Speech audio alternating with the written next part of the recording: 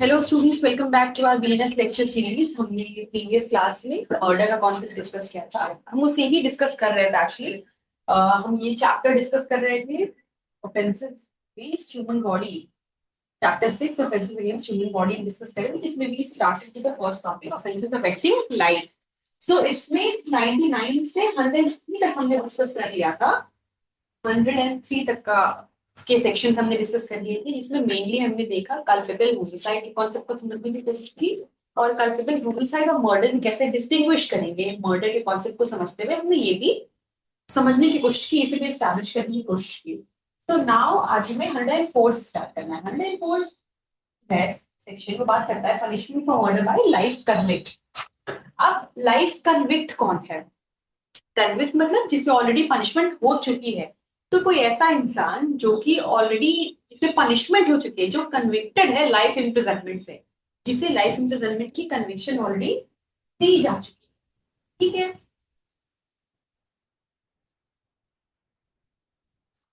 अब ये सेक्शन कहता क्या है कि whoever being under sentence of imprisonment of life, मतलब कोई भी ऐसा इंसान जिसे कि ऑलरेडी लाइफ इम्प्रिजनमेंट की पनिशमेंट दी हुई है, कोई भी ऐसा इंसान जो कि ऑलरेडी कन्विक्टेड है इम्प्रिजनमेंट ऑफ फॉर लाइफ से। वही तो कह रहा है, whoever being under sentence of life imprisonment, और यहाँ क्या है, punishment by murder, punishment of for murder by life convict।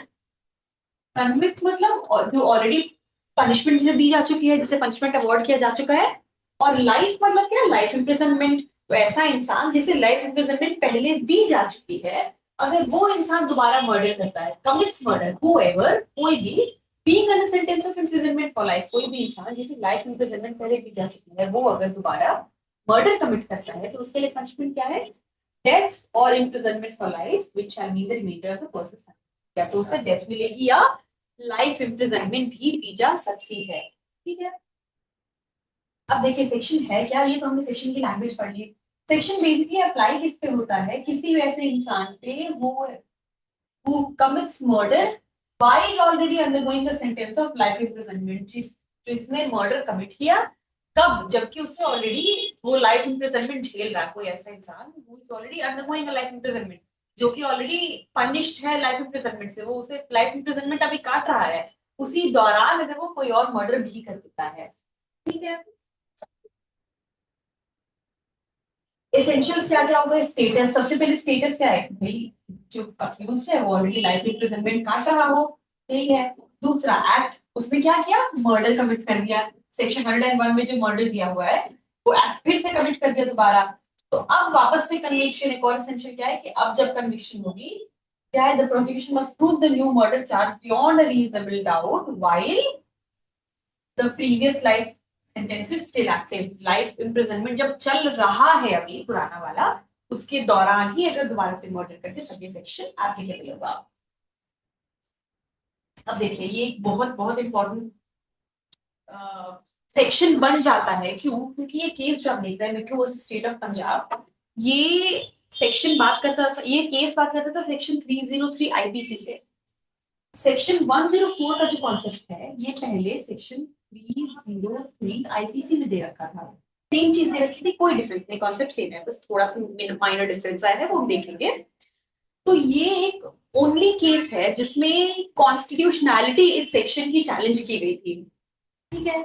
इस केस की कॉन्स्टिट्यूशनैलिटी चैलेंज की गई थी, कहने का ये मतलब है कि पहले आईपीसी में सेक्शन 303 में यहाँ पे दिया हुआ था कि shall be punished with death, life imprisonment की बात नहीं की गई थी। मतलब पहले आईपीसी सेक्शन 303 जो था, वो ये कहता था कि कोई अगर लाइफ कन्विक्ट है, उसने दोबारा मर्डर कर दिया, कन्विक्शन के दौरान ही, व्हाइल अंडरगोइंग द पीरियड, उस पीरियड के दौरान ही अगर उसने वापस से कोई मर्डर कर दिया, तो उसके लिए पनिशमेंट डेथ पेनल्टी ही होगी।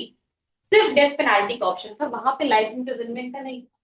इसी चीज को चैलेंज किया गया इस केस में।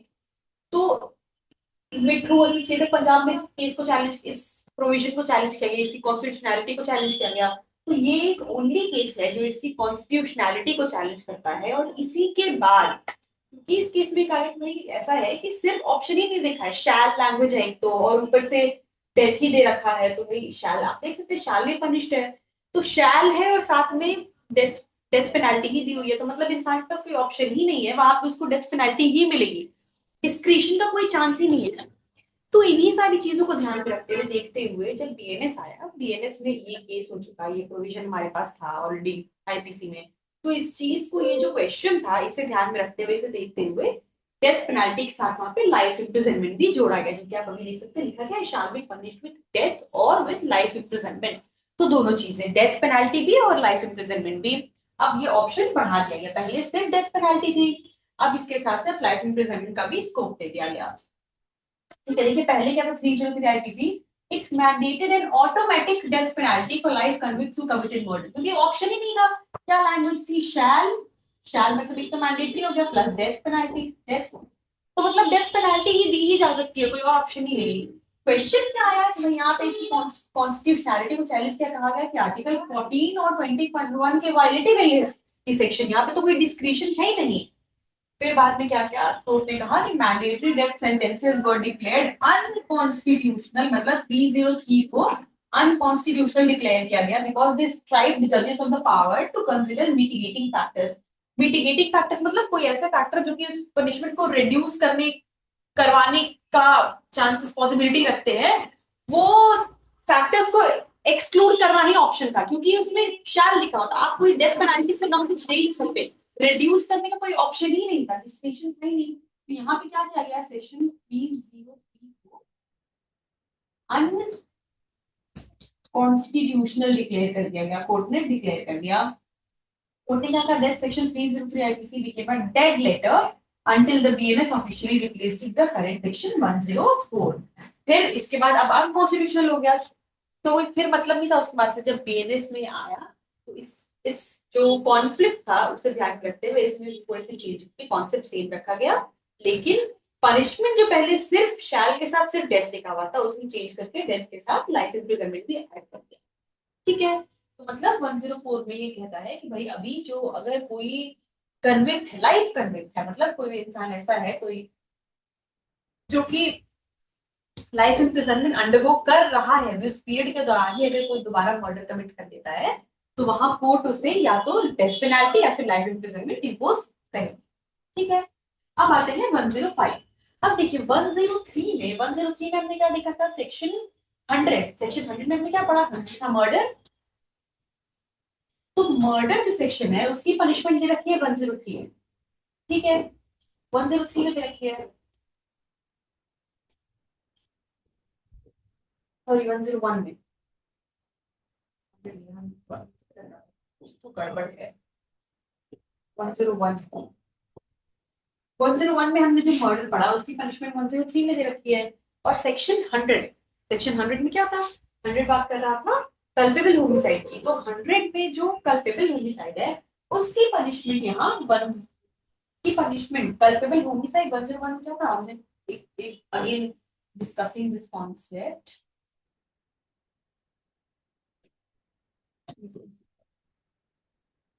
हमने पढ़ा रही कल्पेबल होमिसाइड दो तरीके का हो गया, पहला अमाउंटिंग टू मर्डर, दूसरा नॉट अमाउंटिंग टू मर्डर।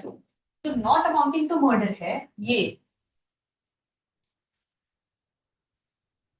जो नॉट अमाउंटिंग टू मर्डर है, मतलब जिसमें मर्डर तक नहीं हुआ, वो सिर्फ कल्पेबल होमिसाइड ही रह गया, उसकी पनिशमेंट, इसकी पनिशमेंट कहाँ हो गई, इसकी पनिशमेंट तो 103 में हो गई। अब ये जो है नॉट अमाउंटिंग टू मर्डर, मतलब वो मर्डर नहीं है, मर्डर नहीं है मतलब कल्पेबल होमिसाइड ही है, उसी स्टेज पे ही रह गया, तो इसकी पनिशमेंट जो है वो 105 में दे रखी है। ठीक है, अब ये देखते हैं punishment for culpable homicide not amounting to murder, मतलब क्या, जो एक्सेप्शंस में जो फॉल कर जाते हैं, ये देखा था एक्सेप्शंस में जो फॉल कर रहे थे सेक्शन 100 के, 101 के, सॉरी 101 के जो एक्सेप्शंस पार्ट में फॉल करते थे वो नॉट अमाउंटिंग टू मर्डर थे। नॉट अमाउंटिंग टू मर्डर का क्या मतलब, सिर्फ और सिर्फ प्लेन कल्पेबल होमिसाइड हो गया, कह सकते हैं वैसा भी, ऐसा तो हमने कल्पेबल होमिसाइड को ही कैटेगराइज कर दिया। ठीक है, कल्पेबल होमिसाइड तो होगा ही, अब उसे ही हमने कैटेगराइज कर दिया मर्डर और नॉट अमाउंटिंग टू मर्डर। तो जो मर्डर का एक्सेप्शन वाला पार्ट, मतलब जो कल्पेबल होमिसाइड है लेकिन मर्डर नहीं हुआ, ठीक है, तो कल्पेबल होमिसाइड तो है ही है, तो उसकी पनिशमेंट 105 रखिए। अब ये सेक्शन क्या कहता है,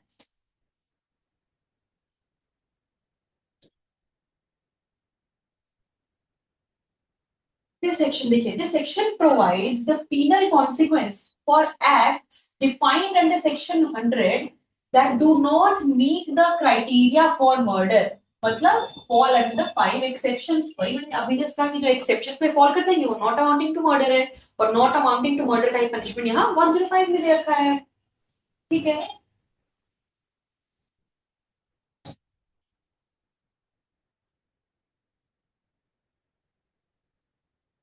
इस सेक्शन के देखिए पनिशमेंट को अलग अलग तरीके से कैटेगराइज कर रखा है, मतलब इंटेंट के लिए अलग है और नॉलेज के लिए अलग है, अलग अलग पनिशमेंट तरीके से दे रखा है इस सेक्शन में।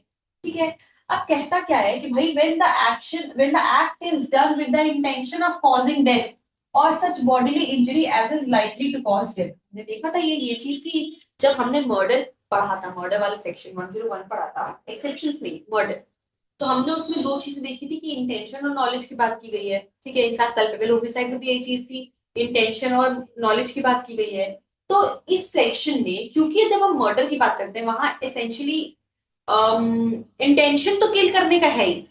ठीक है, जब हम बात करते हैं culpable homicide not amounting to murder की, वहां पे इंटेंशन या नॉलेज दोनों हो सकता है। ये हमने 100 सेक्शन 100 में देखा था।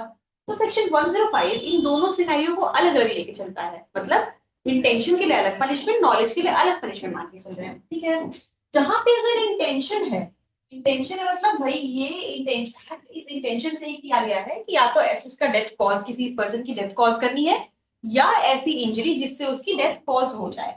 ठीक है, इंटेंशन ही यही है। तो वहां पे क्या होगा, वहां पे उस केस में पनिशमेंट क्या है, इम्प्रिजनमेंट फॉर लाइफ या इम्प्रिजनमेंट फॉर 5 to 10 years या और फाइन। ठीक है, पहला क्या हो गया लाइफ इम्प्रिजनमेंट, या फिर क्या कह रहा है 5 to 10 years की इम्प्रिजनमेंट, और इन दोनों केसेस में साथ में फाइन भी आएगा। ये ये कब का सिनेरियो है जब किया जाता है तो रिएक्ट इंटेंशन से, इंटेंशन वाली कैटेगरी को हमने सेक्शन 105 के लिए इसे दो कैटेगरी में डिवाइड कर दिया। पहला इंटेंशन, ये देखा था कि कल्पेबल होमिसाइड होने के लिए इंटेंशन या नॉलेज है चाहिए, तो इंटेंशन कैटेगरी अलग और नॉलेज कैटेगरी अलग कर दी। ठीक है, तो इंटेंशन वाली कैटेगरी के लिए पनिशमेंट क्या हो गया कि या तो लाइफ इम्प्रिजनमेंट या 5 से 10 साल की इम्प्रिजनमेंट, दोनों केसेस में साथ में मैंडेटरी फाइन भी लगेगा। और जो दूसरी कैटेगरी है जो कि है नॉलेज, मतलब आपको पता है आपका इंटेंशन नहीं था वो एक्ट करने का, मतलब इंटेंशन ही नहीं था कि किसी इंसान की डेथ कॉज की जाए, लेकिन हाँ ये बात जरूर है कि आपको इस बात की जानकारी थी कि आप जो एक्ट करने जा रहे हो वो इस नेचर का है कि उससे किसी की जान जाएगी, ये बात आपको पता है। ठीक है, जैसे मैंने कहा था एग्जाम्पल रैश ड्राइविंग हो सकता है, ये सारी चीजें आपको पता है कि भाई जितना क्राउडेड वो एरिया है, और जिस स्पीड से आप कार चला रहे हो वो किसी न किसी की जान चली जाएगी उसमें। ठीक है, तो ये नॉलेज हो गया। अब नॉलेज का कह रहा है कि भाई नॉलेज के केस में this is done with the knowledge that it is likely to cause death but without a specific intention to cause death और फैटल इंजरी। इंटेंशन नहीं है पर नॉलेज है। यहाँ पे क्या है 10 साल तक की इम्प्रिजनमेंट और फाइन, दोनों चीजें हैं। ठीक है, जब इंटेंशन है, देखिए इंटेंशन को ज्यादा सीवियर माना गया। क्यों इंटेंशन को सीवियर माना, क्योंकि आप जो एक्ट करने जा रहे हो या कर रहे हो आप चाहते ही हो किसी की डेथ कॉज करना। ठीक है, तो क्योंकि आप चाह ही रहे हो किसी की डेथ कॉज करना, इसकी सीवियरिटी ज्यादा रखी गई है, इसीलिए उसमें लाइफ इम्प्रिजनमेंट दिया है। क्या कह रहा है 5 से 10 साल तक की इम्प्रिजनमेंट या तो लाइफ इम्प्रिजनमेंट भी हो सकती है और साथ में दोनों केसेस में फाइन। ठीक है, लेकिन जब इंटेंशन नहीं है, इंटेंशन एब्सेंट है, हालांकि नॉलेज है, नॉलेज भी मेंस लिया है, लेकिन नॉलेज तो है लेकिन इंटेंशन एब्सेंट एब्सेंट है, तो उस केस में 10 साल तक की इम्प्रिजनमेंट या और साथ ही फाइन, या फिर लाइफ इम्प्रिजनमेंट का प्रोविजन नहीं है।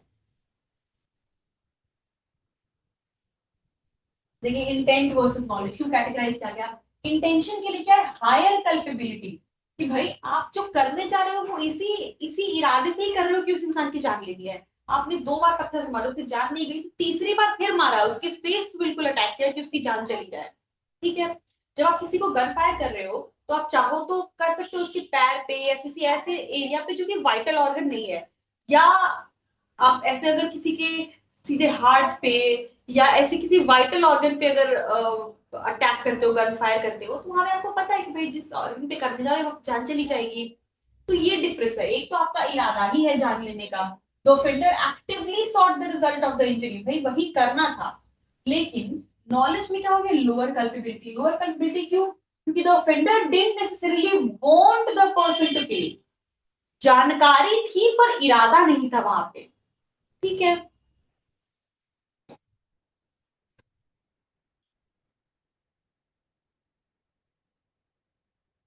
106 106 क्या कह रहा है कि कॉजिंग डेथ बाय नेग्लिजेंस। ठीक है, इसके दो सबसेक्शन में 1 और 2 जैसे कि देख सकते हैं। तो पहले क्या कहता है भाई, नेग्लिजेंस रैशनेस दो चीजें होती है, दो टर्म्स होते हैं जिसमें इफ यू ऑल रिमेंबर हमने डिस्कस किया था इससे पहले। we discussed this concept of degree of mens rea, degree of mens rea जिसमें हमने देखा कि भाई ये जो होता है ये ग्रेजुअल डिक्रीजिंग ऑर्डर में ऐसे होता है। सबसे पहले क्या हो जाएगा, इंटेंशन, फिर नॉलेज, फिर नेग्लिजेंस, फिर रैशनेस, ये सारे degree of mens rea. Degree of mens rea का क्या मतलब है, मतलब ये कि सब मेंसरिया है लेकिन सबकी सिवियरिटी अलग अलग है, मतलब सबके साथ जो रिस्क एसोसिएटेड है वो अलग अलग नेचर का है, मतलब किसी के साथ कम किसी के साथ ज्यादा। जो हायर डिग्री ऑफ कैपेबिलिटी जिसमें है, मतलब जो हायर डिग्री ऑफ मेंसरिया जैसे कि इंटेंशन, यहाँ पे इरादा ही मारने का है। ठीक है, लेकिन जैसे जैसे हम इस पे नीचे बढ़ते जाते हैं, जैसे नेग्लिजेंस, नेग्लिजेंस में क्या होगा कि आप जो है उस चीज को ध्यान से नहीं करते हो, किसी चीज को किसी काम को जो आपको करना था वो ध्यान से नहीं कर रहे हो, उसमें किसी तरीके के आपके पार्ट पे लैक की वजह से डेथ कॉज हो गई। ठीक है, तो यहाँ पे ऐसा है कि इसीलिए ये डिक्रीजिंग ऑर्डर ऑफ मेंसरिया है, इसीलिए इसमें पनिशमेंट भी अलग अलग लेवल की होती है। अभी जब हमने 105 में डिस्टिंग्विश किया किन दोनों में, इंटेंशन और नॉलेज, इन दोनों में डिस्टिंग्विश किया, हमने देखा इंटेंशन की हायर कैपेबिलिटी और नॉलेज की लोअर कैपेबिलिटी है। अब 106 जो है वो बात करता है नेग्लिजेंस और रैशनेस के लिए। ठीक है, तो पहले ये दोनों टर्म्स हैं क्या। नेग्लिजेंस क्या हुआ, देखिए, a breach of duty, it is the omission to do something a reasonable man would do और doing something a prudent man would not do. मतलब जैसे मैंने कहा कि किसी सिचुएशन में, कोई भी गिवन सिचुएशन है, ठीक है, गिवन सिचुएशन में एक कोई ऑर्डिनरी इंसान मतलब जो सही समझदार इंसान हो, सही सोच समझ का हो, जो कि सेम इंसान हो, माइंडर नहीं है, सेम है बिल्कुल, जैसे मैं आप हम सब, क्योंकि हम लोग एक ऑर्डिनरी इंसान है, मतलब हमारी समझ इतनी डेवलप है कि हमें सही गलत समझ में आए। ठीक है, रैशनल थिंकिंग, जो रैशनल डिसीजन ले सके, रैशनल मतलब सही गलत समझ सके, उसके कॉन्सिक्वेंसेस समझ सके, वो हो गया एक रीजनेबल मैन या प्रूडेंट मैन। ठीक है, तो जब किसी गिवन सिचुएशन में रीजनेबल इंसान जिस तरीके से एक्ट करेगा या नहीं करेगा, दोनों चीजें, करेगा या नहीं करेगा, एक्ट और मिशन दोनों, वो अगर उस चीज से अगर लैक होता है, उसमें कमी होती है, तो यहाँ पे ब्रीच ऑफ ड्यूटी हो रही है। जैसे आप अगर, आपकी ड्यूटी थी to take care of someone, आपकी कोई ड्यूटी थी कि भाई आप उसका ध्यान रखो, to take care of someone, आपने क्या किया, उसका ध्यान नहीं रखा, तो यहाँ क्या हुआ, ब्रीच ऑफ ड्यूटी हो गई, मतलब आपको कुछ करना था पर आपने नहीं किया। तो ये एक तरीके की ब्रीच ऑफ ड्यूटी है नेग्लिजेंस, मतलब something that you were expected to do या नॉट एक्सपेक्टेड टू डू, और आपने वो किया या नहीं। मतलब अगर कुछ करना एक्सपेक्टेड था तो उसे नहीं किया, और कुछ नहीं करना एक्सपेक्टेड था तो उसे कर डाला। इस सिनेरियो में, और इसका पैरामीटर क्या होता है, इसका पैरामीटर ये होता है कि एक नॉर्मल इंसान, एक ऑर्डिनरी इंसान क्या करेगा या नहीं करेगा उस सिचुएशन में, वो करेगा या नहीं करेगा। ठीक है, यही हो गया नेग्लिजेंस। रैशनेस क्या है, अब रैशनेस दूसरी चीज हो गई, नेग्लिजेंस क्या होगी, नेग्लिजेंस समझ में एक तरीके की ब्रीच ऑफ ड्यूटी। ठीक है, लेकिन रैशनेस क्या है, acting with the knowledge that the act is dangerous and likely to cause harm but without the intention to cause it. जैसे over speeding in a school zone, आपको पता है, जैसे मैंने एग्जांपल दिया था कि भाई आपका ऐसा है कि इरादा मारने का नहीं है, लेकिन आपको पता तो है कि जो कर रहे हो वो क्या है, वो उससे जान जा सकती है। ओवर स्पीडिंग कर रहे हो किस स्कूल जोन में या हॉस्पिटल एरिया है वहां पे, तो ये सारी चीजें, मतलब जानकारी है कि आज खतरनाक जो कर रहे हैं वो नहीं करना चाहिए पर फिर क्यों कर रहे हैं, तो ये हो गया रैशनेस। नेग्लिजेंस में आपकी कोई ड्यूटी थी कुछ करने की और आपने उसे नहीं किया। नेग्लिजेंस मतलब कुछ करने की ड्यूटी थी और उसे नहीं किया, वो हो गया नेग्लिजेंस। और रैशनेस का मतलब है,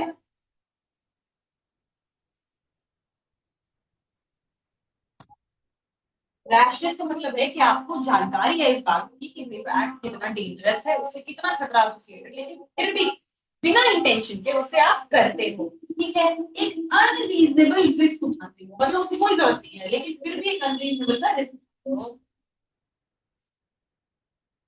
अब देखिए सेक्शन सब क्लॉज वन क्या कहता है, सब क्लॉज वन बात करता है नेग्लिजेंस की, ठीक है। पढ़ते हैं इसे सेक्शन पे, सेक्शन क्या कह रहा है, whoever, कोई भी इंसान causes death of any person, जो कि डेथ कॉज करता है बाय डूइंग एनी रैश और नेग्लिजेंट एक्ट, ठीक है।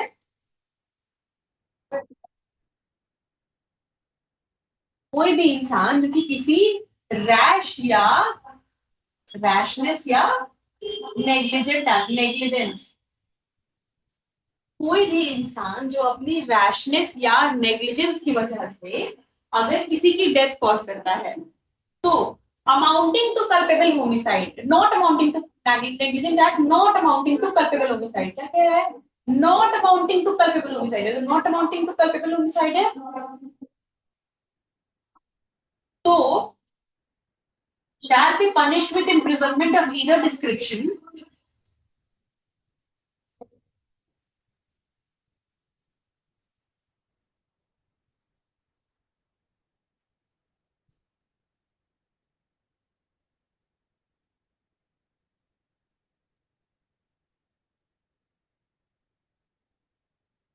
मतलब कोई भी इंसान क्या कह रहा है, कोई भी इंसान अगर अपने किसी एक्ट से, कैसे एक्ट, जो कि रैश या नेग्लिजेंट है, ठीक है, ये पहला एसेंशियल हो गया हमारा, अगर किसी की डेथ कॉज करता है तो उसके लिए पनिशमेंट क्या है, या तो 5 साल तक की इम्प्रिजनमेंट, ठीक है, either description for a term which makes 10 to 5 years, 5 साल तक की इम्प्रिजनमेंट प्लस फाइन, ठीक है, 5 साल तक की इम्प्रिजनमेंट प्लस फाइन, और साथ ही साथ if such act is done by a registered medical practitioner, यहाँ पे क्या आ गया, मेडिकल नेग्लिजेंस की बात की गई कि भाई मेडिकल नेग्लिजेंस क्या होता है कि अब जैसे मान लीजिए जो स्टैंडर्ड प्रोसीजर है, जैसे हमें पता है कि भाई कोई भी डॉक्टर्स के लिए स्टैंडर्ड सेट ऑफ प्रोसीजर है कि वो क्या कर सकते हैं, कैसे कर सकते हैं, कितना कर सकते हैं, क्या नहीं कर सकते हैं, सारी चीजें हैं, आप उस स्टैंडर्ड प्रोसीजर को फॉलो करने में फेल हो गए।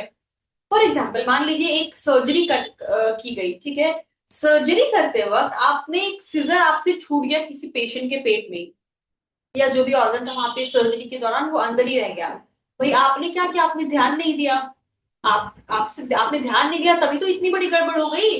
तो यहाँ पे अगर ये नेग्लिजेंस जो है वो किसी मेडिकल प्रैक्टिशनर के द्वारा होता है, कब, while performing medical procedures, he shall be punished with imprisonment up to 2 years plus fine। दो सिनेरियो बता रहा है, क्या कह रहा है, एक तो जनरल, ठीक है, जनरल, दूसरा मेडिकल प्रैक्टिशनर।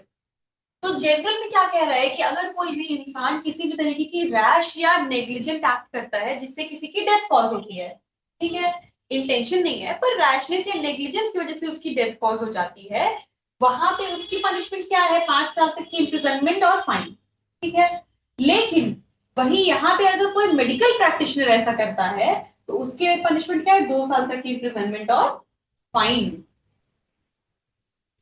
देखिए सेक्शन क्या कह रहा है, it covers the deaths caused by any rash और negligent act not amounting to culpable homicide. इसमें क्या आता है, medical negligence and standard road accidents, road accidents जो होते हैं वो सारी चीजें इसमें कवर हो जाती हैं, ठीक है। It applies when the person involved stays at the scene or reports the accident। कब आएगा क्लॉज, ये सेक्शन क्लॉज वन कब एप्लीकेबल होगा, तो भाई जनरली ये दो सिनेरियो हमने कहा, जनरल और मेडिकल, मेडिकल तो हमें पता है कि प्रैक्टिशनर्स के लिए एप्लीकेबल हो गया, ठीक है। जनरल सिनेरियो क्या है कि भाई आपसे एक्सीडेंट हो गया, आपके नेग्लिजेंस की वजह से, आपको ध्यान देना चाहिए, या आपके रैशनेस की वजह से, मतलब ओवर स्पीडिंग वगैरह की वजह से, इन सब में रैश ड्राइविंग जैसे सुनी है वो सब, वो तो क्या एक्सीडेंट, पर अब आपने खुद ने उस चीज को रिपोर्ट कराया, यहाँ पे क्या कह रहा है कि भाई रिस्पॉन्सिबल ड्राइवर या एक्टर, मतलब क्लॉज वन कब एप्लीकेबल होता है, जब पर्सन जिससे एक्सीडेंट हो गया उसकी रैशनेस या नेग्लिजेंस की वजह से वो एक्ट, जिसकी वजह से डेथ कॉज हो गई, अगर वो उस सीन पे, कौन सी सीन जहां पे घटना घटी, जहां पे डेथ कॉज हुआ, वहां पे रुक के पुलिस को इन्फॉर्म करता है कि ऐसा ऐसा हो गया है, तब क्या होगा पनिशमेंट, जनरल केस में, मतलब कौन सा जनरल नेग्लिजेंस है, तो हम जनरली ड्राइवर वगैरह की बात कर रहे हैं, ठीक है, 5 साल तक की इम्प्रिजनमेंट और फाइन, ठीक है। लेकिन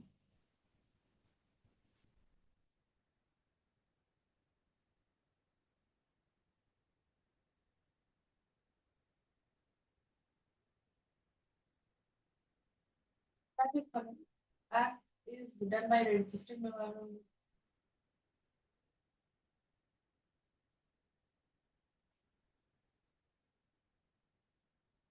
लेकिन अगर यही चीज किसी मेडिकल प्रैक्टिशनर से होती है तो वहां पे 5 7 2 extend to which makes in 2 years 2 साल तक की इम्प्रिजनमेंट हो सकती है.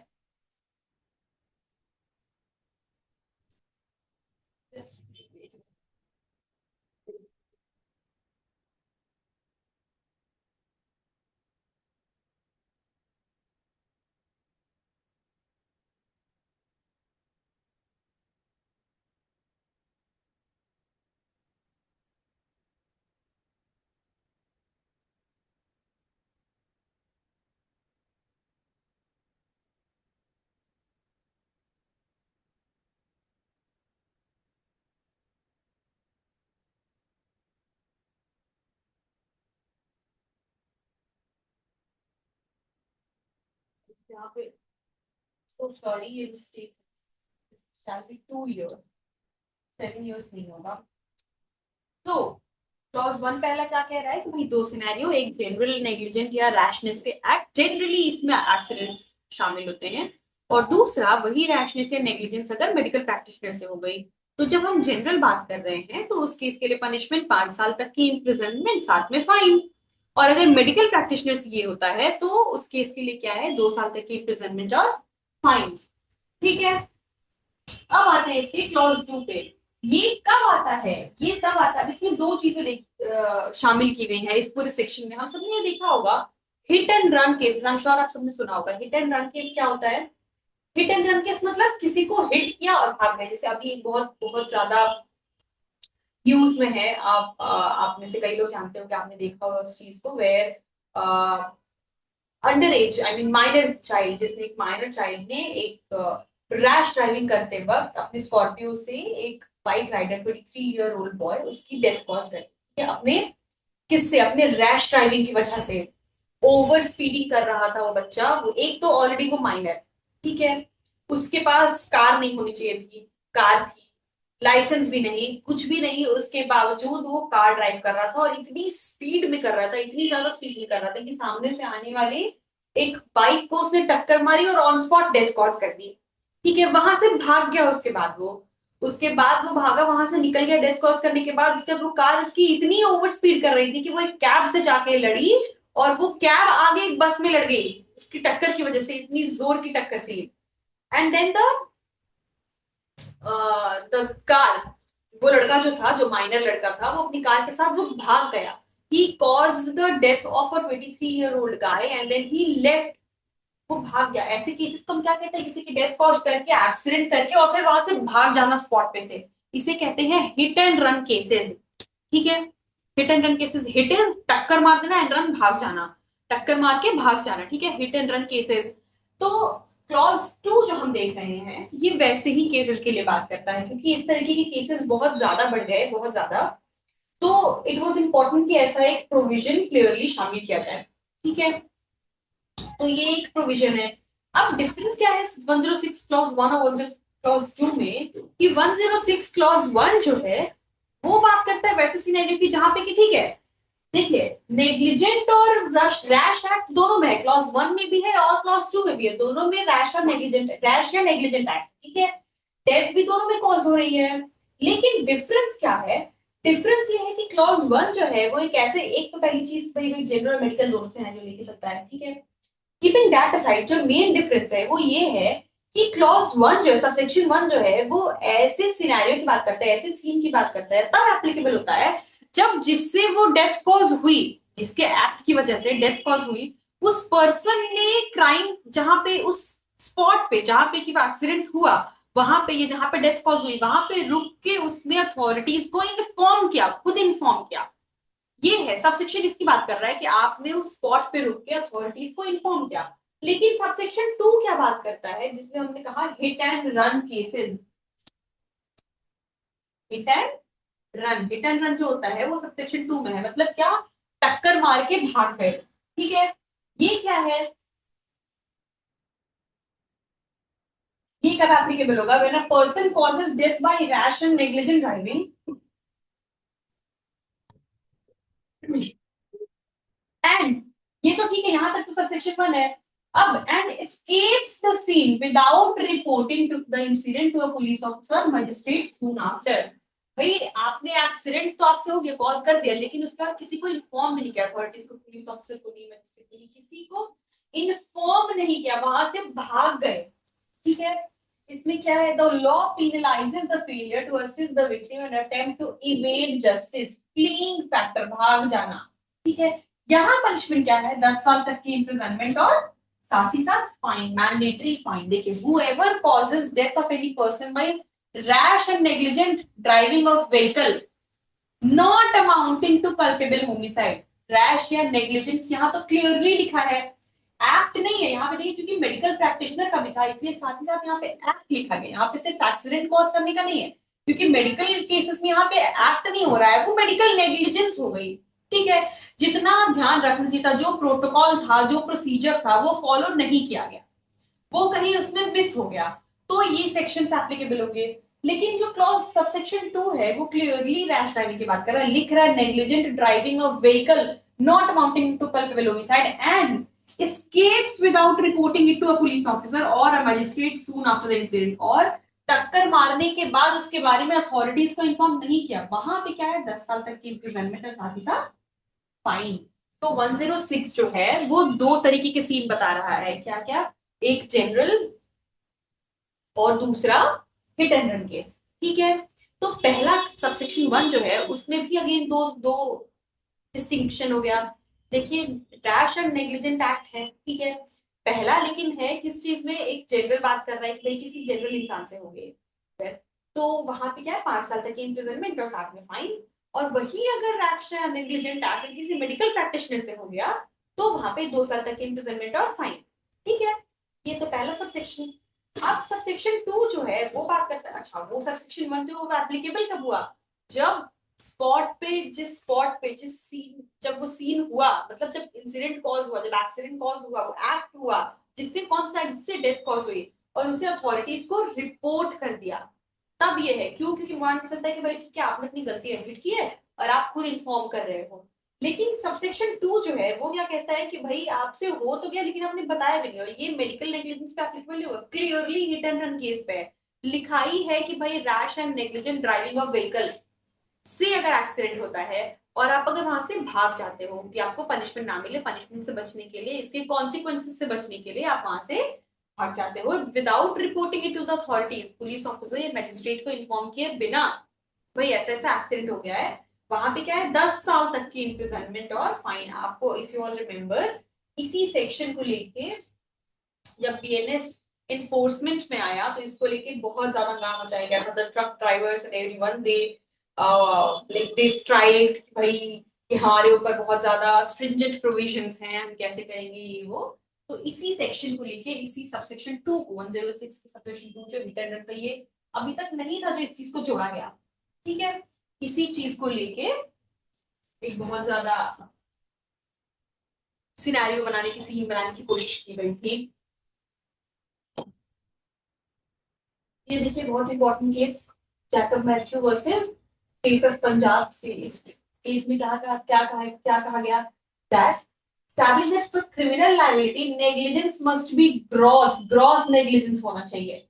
ठीक है, और दूसरा Alister Anthony versus state of Maharashtra, इस केस में कहा गया the drivers are expected to foresee the consequence of reckless driving. आप रैश ड्राइविंग कर रहे हो, बिल्कुल ऐसे केयरलेसनेस से चला रहे हो, तो आपको उसके कॉन्सिक्वेंसेस क्या हो सकते हैं ये आपको पता होने चाहिए।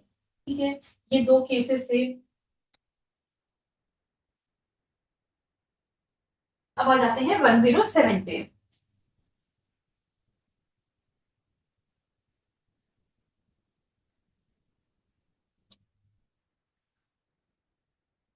Now 107, abatement of suicide of child or person of unsound mind। इसमें क्या क्या है? इसके नाम से ही पता चला, पहले अबेटमेंट की गई है।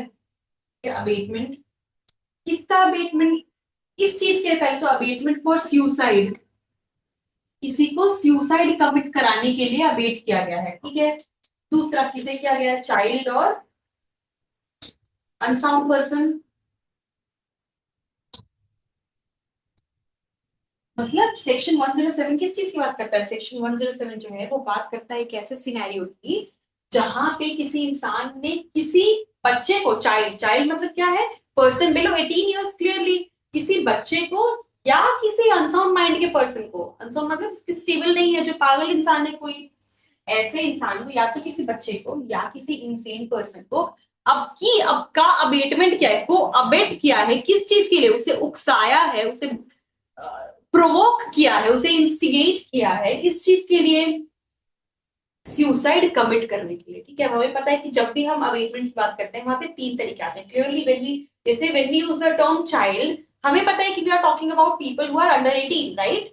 Similarly, when we talk about 18, we know that abatement is caused in three ways. There are three modes जिससे किए जा सकते हैं। पहला क्या है? एनकरेज करके या प्रोवोक करके या इंस्टिगेट करके। ठीक है। दूसरा क्या था? अबेटमेंट बाय कॉन्स्पिरेसी, कंस्पायर करके, उस इंसान के साथ कंस्पायर करके वो एक्ट करवाने के लिए उसे भड़काना। ठीक है। या तीसरा क्या था? इंटेंशनल एडिंग, मतलब उसे किसी तरीके से मदद प्रोवाइड करके, असिस्ट करके, सपोर्ट करना। अब 107 इसी के बारे में बात करता है कि अब अगर आप किसी बच्चे को या किसी अनसाउंड माइंड के पर्सन को अबेट करने की कोशिश करते हो सुसाइड कमिट करने के लिए। ठीक है। तो क्या कह रहा है 107? इफ एनी चाइल्ड और any person of unsound mind, ठीक है, any delirious person, delirious person मतलब डेलीरियस पर्सन ऐसा जो कि बहुत ही कमजोर हो चुका है, बहुत बीमार है, और any person in state of intoxication. कौन कौन से चार चीज हो गए? पहला चाइल्ड, दूसरा अनसाउंड, तीसरा डेलीरियस। डेलीरियस मतलब somebody who is very infirm because of जो कि बिल्कुल कमजोर हो चुका है तबीयत खराब होने की वजह से, इन सारी चीजों की वजह से, वो हो गया डेलीरियस पर्सन। ठीक है, इन्फॉर्मिटी। या फोर्थ हो गया person in state of intoxication. Fourth मतलब इंटॉक्सिकेटेड, यानी किस पे? ऑल द सेक्शन में सिर्फ क्या कह रहा है? चाइल्ड या पर्सन ऑफ अनसाउंड माइंड। लेकिन जब हम सेक्शन पढ़ते हैं तो हमें पता है किसके लिए एप्लीकेबल ये? चाइल्ड के लिए, इनफॉर्म या डेलेरियस पर्सन, तीसरा इंसेन या अनसाउंड माइंड, और फोर्थ, फोर्थ क्या है? इंटॉक्सिकेटेड। ठीक है। इन चारों में से, इन चार तरीके की, चार कैटेगरी में से के लोगों में से कोई अगर अगर सुसाइड करता है, if any child, any person of unsound mind, delirious person और इंटॉक्सिकेटेड, मतलब इन चार कैटेगरी में से कोई अगर सुसाइड करता है, ऐसे कोई भी इंसान, ऐसे कोई भी इंसान मतलब जो कि या तो चाइल्ड हो यानी बिलो 18 हो, या वो किसी बीमारी से जिससे उससे बिल्कुल कमजोर हो गया हो, या वो इंटॉक्सिकेटेड हो, नशे में हो, ऐसा कोई इंसान अगर सुसाइड करता है, और वहां क्या है? सुसाइड किया, ठीक है, whoever abets the commission of such suicide, और अगर कोई इंसान जिसने उस सुसाइड को अबेट किया है, मतलब मान लीजिए अगर कोई इनफॉर्म या डेलीरियस इंसान है, कोई बहुत कमजोर हो चुका है अपनी बीमारी की वजह से, ठीक है, वो इंसान ऑलरेडी परेशान रहता है, अब उसके घर में से ही कोई इंसान उसे हमेशा बोलता है कि हाँ ऐसी जिंदगी के क्या फायदा, कोई और होता तो फिर तुम उसकी देखभाल भी नहीं करते, तुम्हारे तुम्हारे लिए कितना कुछ करना पड़ता है, तुम्हारे लिए हमें ये सैक्रिफाइस करना पड़ता है, तुम्हारे लिए हमें वो सैक्रिफाइस करना पड़ता है, तुम्हारी जगह कोई और होता तो वो तो कब का मर चुका होता। हम भी ऐसे इंसान जैसे उसे भड़काने की कोशिश करता है, उसे इंस्टिगेट करता है। तो अगर इन चार में से, ऐसे चार इंसानों में से किसी भी इंसान को अगर कोई दूसरा इंसान अबेट करने की कोशिश करता है सुसाइड करने के लिए, इनमें से किसी को अगर कोई दूसरा इंसान सुसाइड के लिए अबेट करने की कोशिश करता है, तो वहां पे जो अबेटर है उसकी पनिशमेंट क्या होगी? डेथ या लाइफ इम्प्रिजनमेंट या 10 साल तक की इम्प्रिजनमेंट प्लस फाइन। ठीक है। तो कौन कौन से क्लासेस ऑफ लोग प्रोटेक्टेड है, मतलब कौन कौन से क्लासेस ऑफ लोगों के बारे में इसमें बात की है? पहले तो चिल्ड्रन, बिलो 18 कोई भी, पर्सन ऑफ अनसाउंड माइंड कोई भी जो कि इंसेन है वो,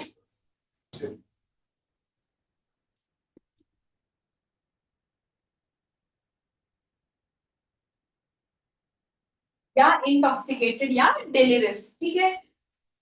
ये लोग को अगर कोई अबेट करने की कोशिश करता है, किस चीज के लिए? कि भाई आप सुसाइड करने के लिए इंस्टिगेट करने की कोशिश करता है, intentionally the accused must have intentionally aided or instigated the act, जानबूझ के उसे उकसाया वो करने के लिए, सुसाइड कमिट करने के लिए, ठीक है।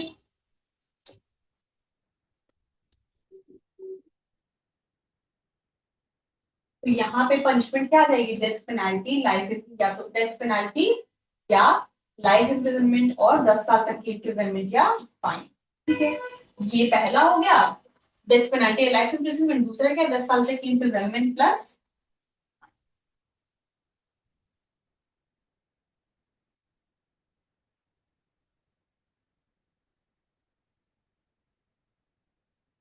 देखिए देयर इज दिस केस जिसमें कोर्ट ने क्या कहा, इस बात की कही सी अबेटमेंट की, कि कैसे कैसे करके किसी को सुसाइड करने के लिए अबेट किया जा सकता है, क्योंकि हमने देखिए पहले पढ़ा कि भाई 3 तरीके हो सकते हैं, ठीक है। इंटेंशन, एक तो इंटेंशनली किया जाना चाहिए, वो तो हमें पता है। दूसरा क्या हो सकता है कि भाई इंस्टिगेट करना या कंस्पायर करना या फिर एड प्रोवाइड करना, ये 3 तरीके हो सकते हैं। और इन क्लासेस में से किसी को किया जाए तो हम इसे कहेंगे, ठीक है। और भी क्या कोई तरीके हो सकते हैं, किसी और तरीके से किसी को अवेज किया जा सकता है, तो इस केस में कोर्ट ने कहा कि भाई continuous sexual exploitation and psychological trauma were ruled as sufficient forms of abetment. Continuously किसी को सेक्सुअली एक्सप्लॉइट किया गया है, अगर सेक्सुअल एक्सप्लॉयटेशन या साइकोलॉजिकली उसे किस तरीके का ट्रॉमा है, तो ये भी अबेटमेंट टू सुसाइड के अंदर एक सफिशिएंट रीजन माना जाएगा, मतलब सफिशिएंट ग्राउंड माना जाएगा अबेटमेंट के लिए, कि भाई क्योंकि उसको इतना एक्सप्लॉइट किया गया, उसको मेंटली फिजिकली इतना एक्सप्लॉइट किया गया कि द पर्सन कमिटेड सुसाइड। तो ये भी इसके अंदर एक सफिशिएंट रीजन है।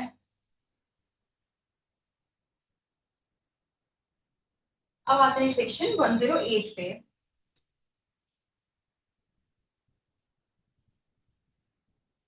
Just a second.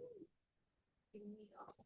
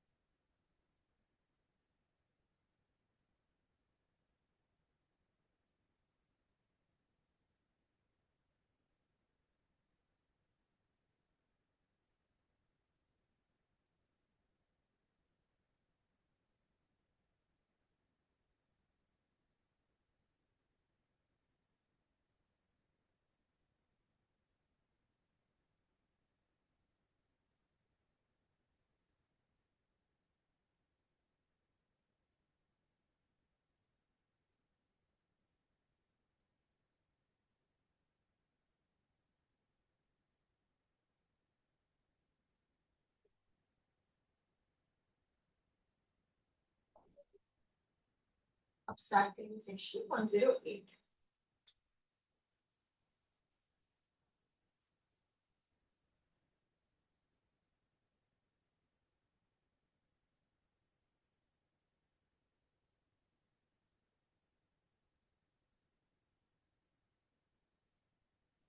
सो 107 तक हो गया। 107 में अभी था कि भाई अबेटमेंट किया गया है किसका, किसी 4 कैटेगरीज ऑफ लोग दिए हुए थे, या तो किसी चाइल्ड का, या फिर किसी इंटॉक्सिकेटेड का, या किसी डेलिरियस पर्सन का, या फिर किसी इंसेन इंसान का सुसाइड कमिट करने के लिए, ठीक है। दूसरा, इनके अलावा यहाँ पे क्या था, abetment of suicide of child और अलग कैटेगरीज, ठीक है, 4 कैटेगरीज। इनके अलावा अब देखिए 108 फिर से बात करता है अबेटमेंट ऑफ सुसाइड, 107 में भी था अबेटमेंट ऑफ सुसाइड, 108 में भी बात करते हैं अबेटमेंट ऑफ सुसाइड की। 107 में कुछ स्पेसिफिक कैटेगरीज के अंदर दे रखा है कि कुछ स्पेसिफिक कैटेगरीज के लोग को अगर अबेट किया जाए सुसाइड करने के लिए, जिसमें 4 क्लासेस दे रखी हैं। 108 जो है वो एक जनरल प्रोविजन है जो इनके अलावा, मतलब जो 4 क्लासेस जो कि 107 में दे रखे हैं, इनके अलावा बाकी किसी भी इंसान के, एनी अदर पर्सन, उसको सुसाइड कमिट करने के लिए अगर अबेट किया जाए तो उसकी पनिशमेंट 108 में दे रखी है। क्या कहता है? If any person commit suicide, कोई भी पर्सन सुसाइड करता है, whoever abets the commission of such suicide shall be punished with imprisonment of either description up to 10 years plus fine। तो भाई देखिए हमें समझ में आया कि 107 में 4 स्पेसिफिक क्लासेस की बात कर रहा है, और उनके अलावा लिविंग दोज 4 क्लासेस, उनके अलावा कोई भी ऐसा इंसान जो कि सुसाइड करता है। अब जिसने सुसाइड कर लिया आप उसे तो पनिश कर नहीं सकते, उसकी तो पनिशमेंट, उसको तो पनिश ही नहीं कर सकता। अब जिसने कर लिया उसे कैसे पनिश करोगे? वो तो already person has already died, right? तो उसकी तो पनिशमेंट हो ही नहीं सकती है। लेकिन जिसने अबेट कराया सुसाइड करने के लिए, किसी भी वजह से उसे इतना मजबूर कर दिया कि उसके पास, उसे इतना उकसाया कि वो सुसाइड कर लेता है, ठीक है, तो जिस किसी ने भी अबेट किया है उसकी पनिशमेंट क्या है? 10 साल तक की इम्प्रिजनमेंट अबेटर के लिए, अबेटर की पनिशमेंट है यहाँ पे 10 साल तक की इम्प्रिजनमेंट और फाइन। तो इसी से हम एक चीज कनेक्ट कर सकते हैं कि जब हमने अबेटमेंट के सेक्शंस पढ़े थे, इफ यू ऑल रिमेम्बर, वहां पे क्या कह रहा था कि अगर कहीं पे वो, जब हम अबेटमेंट वाले चैप्टर जो सेक्शंस डिस्कस कर रहे थे, वहां पे ये चीज लिखी हुई थी क्लियरली कि वो सेक्शन अबेटमेंट्स के तब अप्लाई होंगे जब अबेटमेंट के लिए अलग से कहीं प्रोविजन ना दे रखे। मतलब अबेटमेंट के लिए जैसे अबेटर की पनिशमेंट कब होगी कि भाई जब किसी ऑफेंस के लिए अबेट किया गया, वो ऑफेंस हो गया, ठीक है। अब अगर उस ऑफेंस के लिए, उस ऑफेंस के अबेटमेंट के लिए अलग से पनिशमेंट दे रखी है, अलग से सेक्शन दे रखा है, तब तो वही सेक्शन एप्लीकेबल होगा।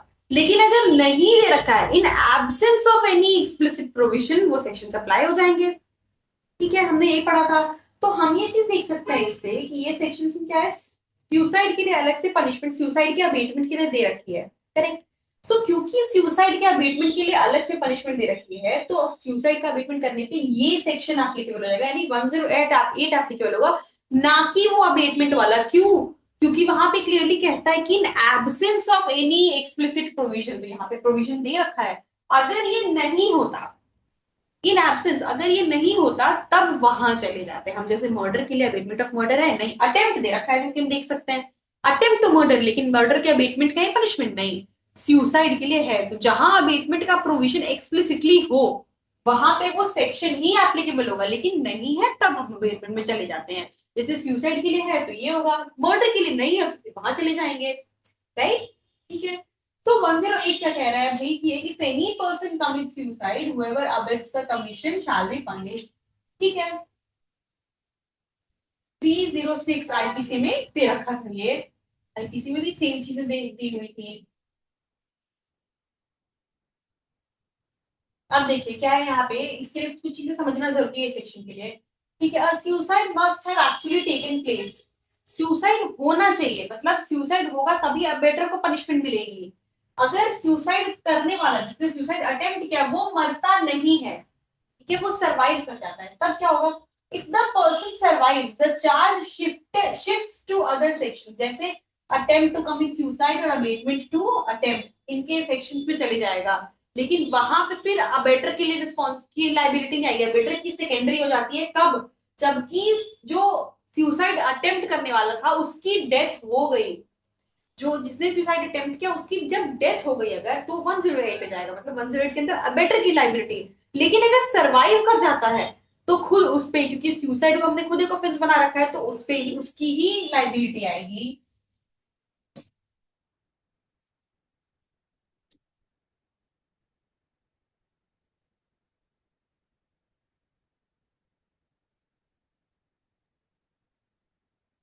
देखिए मोहन वर्सेस स्टेट का केस, ठीक है, इस केस में कोर्ट ने कहा कि भाई the court decided there must be a proximate act of instigation, मतलब जो सुसाइड हुआ और अबेटमेंट प्रोसेस बहुत नजदीकी रिश्ता, मतलब आपस में एकदम क्लोजली रिलेटेड होने चाहिए दोनों एक्ट, ये नहीं कि बहुत एकदम एक बहुत दिन पहले हुआ और एक बहुत दिन बाद हुआ तो उनके बीच हम नेक्सस निकाले, नहीं, दोनों के बीच बहुत डायरेक्ट रिश्ता होना चाहिए, समझ में आए कि भाई इसकी वजह से सुसाइड किया गया है।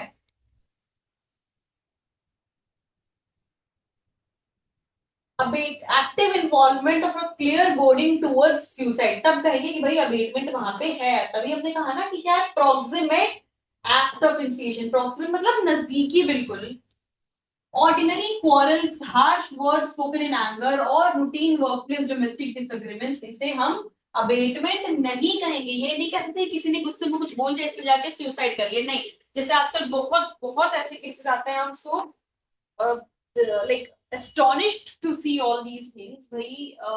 जैसे आजकल आप सब आप श्योर न्यूज़पेपर में आजकल देखते होंगे कि छोटी छोटी बातों पे पीपल कमिट सुसाइड, किसी की माँ ने कुछ बोल दिया, किसी के दोस्त ने कुछ कर दिया, and people just commit suicide. तो वो सारी चीजें अबेटमेंट में कॉज नहीं फॉल नहीं करेंगी कि अगर किसी ने डांट दिया तो भाई मैंने सुसाइड कर लिया, किसी ने कुछ कह दिया तो सुसाइड कर लिया, नहीं। उसके लिए भाई कॉन्स्टेंटली कोई चीज होनी चाहिए और वो डायरेक्टली आपके सुसाइड से रिलेटेड होना चाहिए। स्कोल्डिंग अ चाइल्ड से अबेटमेंट नहीं कहा जा सकता है कि भाई माँ ने पढ़ने के लिए डांट दिया तो सुसाइड कर लिया, नहीं, ये सब अबेटमेंट नहीं हो सकता, उसके लिए फिर रिस्पॉन्सिबिल लाइबिलिटी नहीं आएगी मदर की। अगर कॉन्स्टेंटली हो रही है कोई चीज किसी इंसान के साथ और वो जो रीजन है और सुसाइड दोनों के बीच बहुत डायरेक्टली जब लिंक दिखेगा तब कहेंगे कि इंस्टिगेशन या अबेटमेंट हुआ है। अब आते हैं 109 पे। 109 बात करता है अटेम्प्ट टू मर्डर की।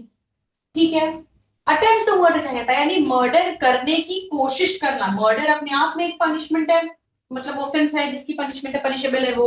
इसका अटेम्प्ट करना भी, इसका अटेम्प्ट करना भी पनिशेबल क्यों है, इसके पीछे का रीजन ये है, हमने जब स्टेजेस ऑफ क्राइम पढ़े तो हमने देखा था अटेम्प्ट स्टेज पनिशेबल क्यों होता है। अटेम्प्ट स्टेज पनिशेबल इसलिए होता है because you had that intention, attempt से ही तो कमीशन हो रहा है।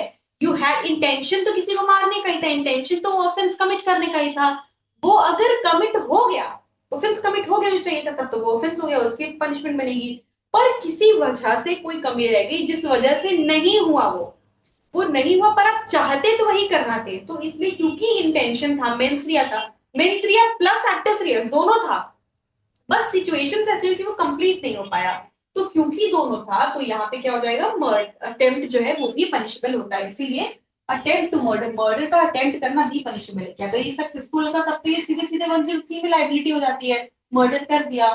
पर क्योंकि कंप्लीट नहीं हुआ तो ये, लेकिन इंटेंशन तो था, मेंस रिया प्लस एक्टस रिया दोनों था, आपने किसी इंटेंशन से ही किया था, इंटेंशन क्या था, जान लेने का, साथ में वो एक्ट भी किया आपने।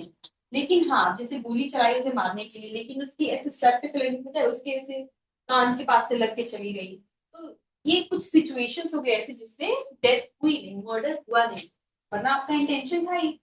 whoever does any, तो देख सेक्शन कहता है कि whoever does any act with such intention or knowledge, intention and knowledge है, and under such circumstances that if he by that act caused death he would be guilty of murder, और ऐसा ऐसा act, भाई एक तो intention, भाई वही चीज लिखी है कि एक्टस और मेंस दोनों है।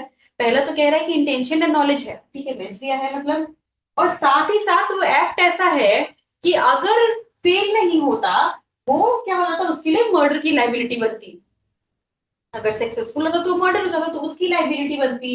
Under such circumstances that if he by that act cause death would be guilty of murder, ऐसे सर्कमस्टांसेस में कि अगर वो एक्ट कंप्लीट हो जाता तो वो फिर मर्डर के लिए लाइबिलिटी होती, मर्डर की गिल्टी होता। तो क्या होगा, shall be punished with imprisonment of either description which makes 10 to 10 years and fine, 10 साल तक की इम्प्रिजनमेंट और फाइन। और अगर उस एक्ट से, ये कब हो रहा है, जब अटेम्प्ट से कुछ हुआ नहीं है, ठीक है, अटेम्प्ट हुआ लेकिन कुछ भी नहीं हुआ, अगर गोली बिल्कुल किनारे से निकल गई, निशाना बहुत खराब था, जो कि जिसको मर्डर करने के लिए हायर किया गया था भाई वो बहुत ही नया नया क्रिमिनल था, उसका निशाना बहुत ही खराब था, तो अगर कुछ भी नहीं होता है तब ये हो जाएगा 10 साल तक की इम्प्रिजनमेंट और फाइन, ठीक है।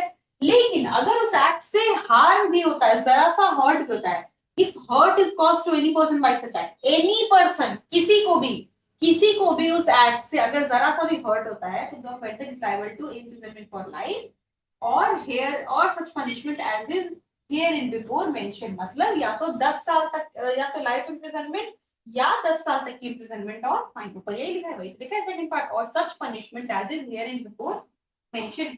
जो इसके पहले मेंशन किया गया हो, तो मतलब पनिशमेंट क्या हो गई, लाइफ इम्प्रिजनमेंट या 10 साल तक की इम्प्रिजनमेंट प्लस फाइन, ये हो गया। ठीक है। सेक्शन 109 जो है punishes any person who performs an act with the intention और नॉलेज, मतलब एक्टर्स रियल्स और मेंस रियल दोनों हो गया, that it could cause death but the victim survives.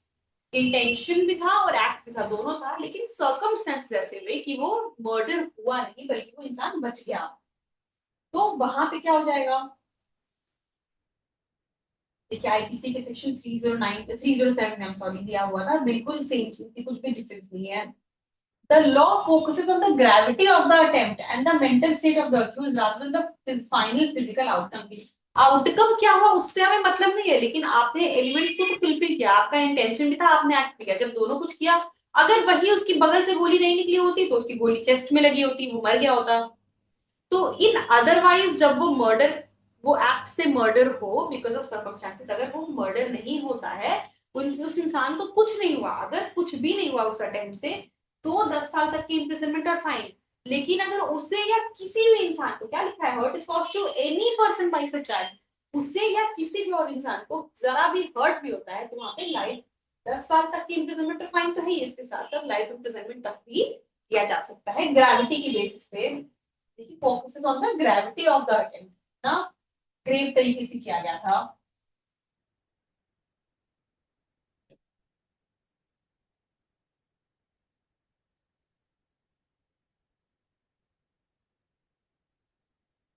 देखिए important case Sarju Prasad versus state of Bihar, बहुत ही इंपॉर्टेंट केस था। इस केस में कोर्ट ने कहा that causing a simple injury without a clear proven intent to kill does not automatically attract a conviction for attempt to murder. मतलब सिर्फ simple injury, ठीक है, इंजरी तो है लेकिन इंटेंट नहीं है, without a clear proven intent. हमने इस सेक्शन में क्या देखा कि भाई एक्टिस रियस के साथ साथ मेंस रिया भी है, इंटेंशन और नॉलेज क्लियरली कह रहा है, जब लिखा है सेक्शन में कि भाई इंटेंशन या नॉलेज हो मतलब वो मेंस रिया है। तो सर्जिकल प्रसाद के केस में कोर्ट ने ये कहा कि ऐसा है कि ठीक है एक्ट तो है, इंजरी भी है, लेकिन सिर्फ इंजरी सफिशिएंट नहीं है, इंजरी के साथ साथ जब आप ये दिखाओगे कि भाई एक इंटेंशन भी था, तब जाके यहाँ पे अटेम्प्ट टू मर्डर का सेक्शन एप्लीकेबल होगा, नहीं तो नहीं होगा।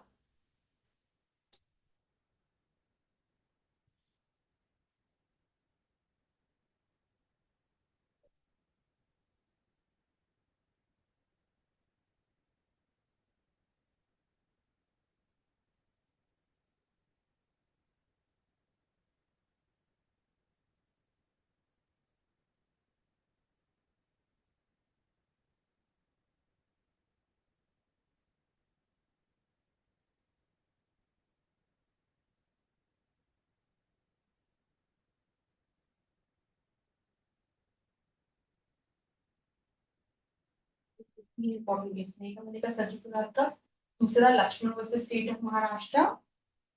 इसमें कोर्ट ने कहा that if the deliberate intent to kill is established, मतलब intention established हो गया through the nature of the weapon or the spot targeted, the accused is guilty even if the victim survives। victim के survival से हमें कोई मतलब नहीं, outcome से मतलब ही नहीं है।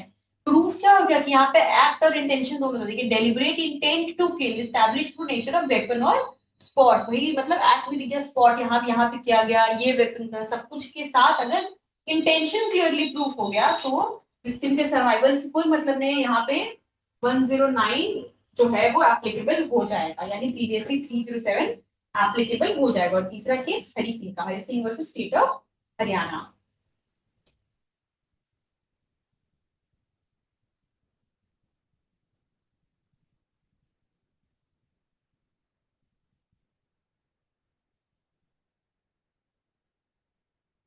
और सबसेक्शन 2 देखिए क्या कह रहा है, if any person offending under subsection 1, मतलब सबसेक्शन 1 में कोई पर्सन अगर जो जिसने ऑफेंस किया हो, मतलब अटेम्प्ट टू मर्डर का अगर किसी ने ऑफेंस किया हो, कौन सा इंसान is under sentence of imprisonment for life. भाई अगर वो इंसान ऑलरेडी इम्प्रिजनमेंट फॉर लाइफ में था, उसने अटेम्प्ट टू मर्डर किया, वहां पे क्या है, if hurt is cause be punished with death और with imprisonment for life which shall be the remainder of that person's natural life. Sub clause 1 में क्या था, सेक्शन 1 में देखा कि भाई अटेम्प्ट टू मर्डर के लिए पनिशमेंट है, और अगर उससे हर्ट कॉज होता है किसी भी इंसान को, तो एनी पर्सन लिखा है, हर्ट भी कॉज होता है, तो वहां पे लाइफ इम्प्रिजनमेंट भी जुड़ जा रहा है, उसकी ग्रेविटी बढ़ा दी गई, ठीक है। अब सबसेक्शन 2 क्या कह रहा है, जैसे हमने देखा था murder punishment for life convicts, punishment for murder bye life convicts, यही था। तो ये सबसेक्शन 2 जो है वो कहता है कि भाई अगर अटेम्प्ट टू मर्डर के केस में, लिखा है ना मैंने, any person offending under subsection 1, मतलब अटेम्प्ट टू मर्डर की बात की गई है, अटेम्प्ट टू मर्डर के केस में, और किसने किया है, जो ऑफेंडर है वो कौन है, वो ऑलरेडी एक लाइफ कन्विक्ट है, मतलब लाइफ इम्प्रिजनमेंट उसे मिली हुई है, is under sentence of imprisonment for life, उसे लाइफ इम्प्रिजनमेंट दी गई है।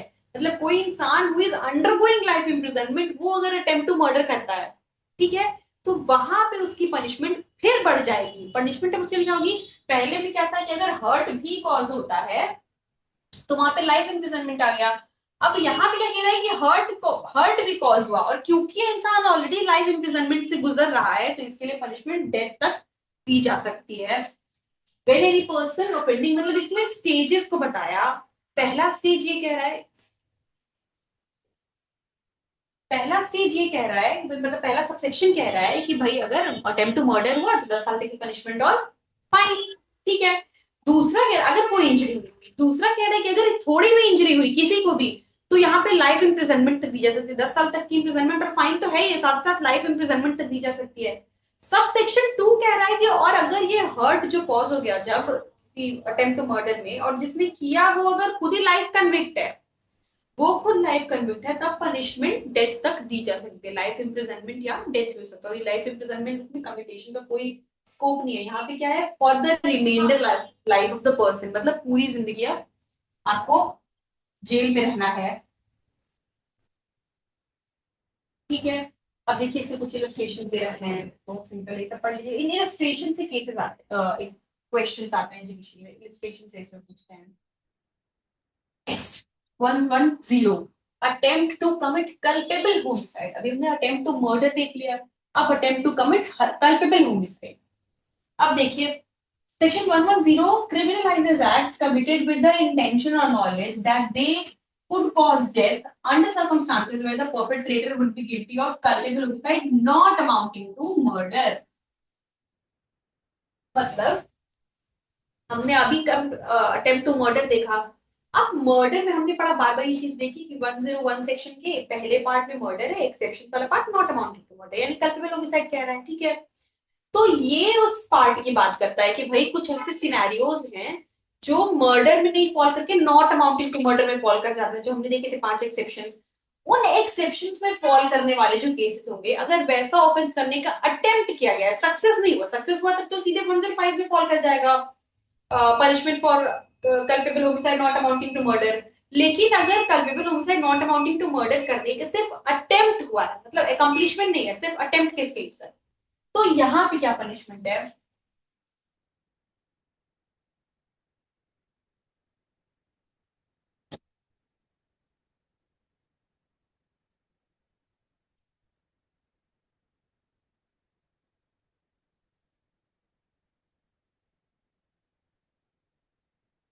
देखिए सेक्शन क्या कह रहा है, whoever does any act with such intention or knowledge, intention or knowledge है, and under such circumstances that if he by the act caused death he would be guilty of culpable homicide not amounting to murder shall be punished which with imprisonment which may extend to 3 years or fine or both, ठीक है। And if hurt is caused to any person by such act, imprisonment of 7 years or fine or both। अब ये section पिछले section से similar नहीं है attempt to murder से।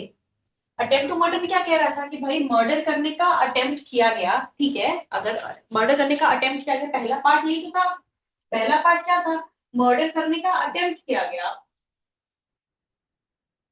और अगर मर्डर करने के अटेम्प्ट के लिए पनिशमेंट कितनी थी, 10 साल तक की इम्प्रिजनमेंट और फाइन, ठीक है। वैसे ही यहाँ पे कह रहा है culpable homicide not amounting to murder हुआ है, ठीक है, उसकी अटेम्प्ट हुई, जैसे मान लीजिए कि गुस्से में किसी ने किसी को बहुत मारा लेकिन उसकी डेथ नहीं कॉज हुई, गुस्से में आके, हमने grave and sudden provocation exception में पढ़ा था, वो नॉट अमाउंटिंग टू मर्डर हो गया था।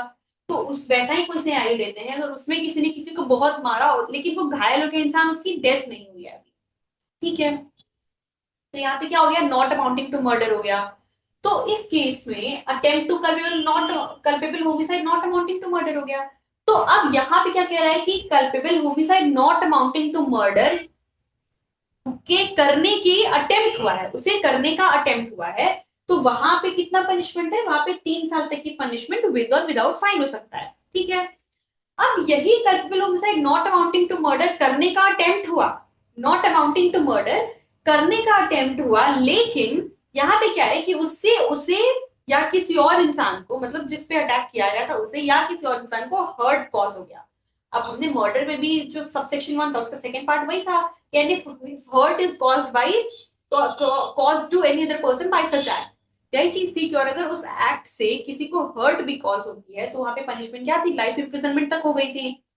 यहाँ पे भी सेकंड पार्ट वही कह रहा है कि और अगर उस एक्ट से किसी को हर्ट भी कॉज होता है तो वहां पे पनिशमेंट क्या हो जाएगा, 7 साल तक की इंप्रिजनमेंट विद और विदाउट फाइन। यहाँ पे भी दो सिनेरियो बताया, सेक्शन 109 के सबसेक्शन 1 की तरह सिमिलरली यहाँ भी दो सिनेरियो बताया, जो जैसे उसमें कह रहा था कि अटेम्प्ट टू मर्डर हुआ उसके लिए 10 साल तक की इम्प्रिजनमेंट और फाइन, यहां भी कह रहा है नॉट अमाउंटिंग टू मर्डर हुआ, मर्डर के अटेम्प्ट के लिए 3 साल तक की इम्प्रिजनमेंट विद और विदाउट फाइन, ठीक है।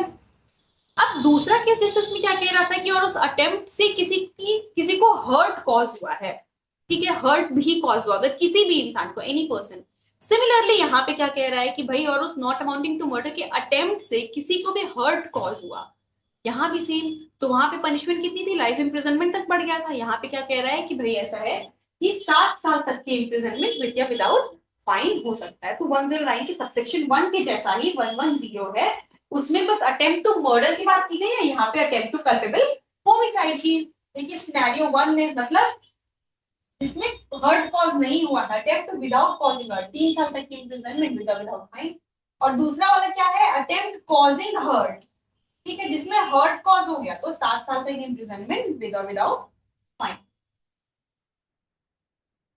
इंटेंशन या नॉलेज है, हमें पता है क्योंकि हम जब कल्पेबल होमिसाइड की बात करते हैं तो इंटेंशन या नॉलेज तो वहां होता ही है, ठीक है।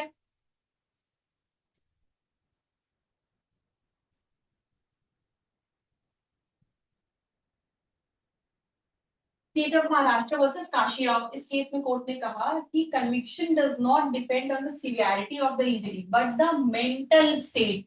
सिर्फ सिवियरिटी, सिर्फ ग्रेविटी को नहीं देखते हैं, सिर्फ की बात की है, सिर्फ उसको नहीं देखा जाता है, साथ ही साथ मेंटल स्टेट यानी इंटेंशन बहुत इंपॉर्टेंट होता है कि भाई आपका इंटेंशन क्या था करने का, और पनिशमेंट उसी के बेसिस पे इम्पोज की जाती है।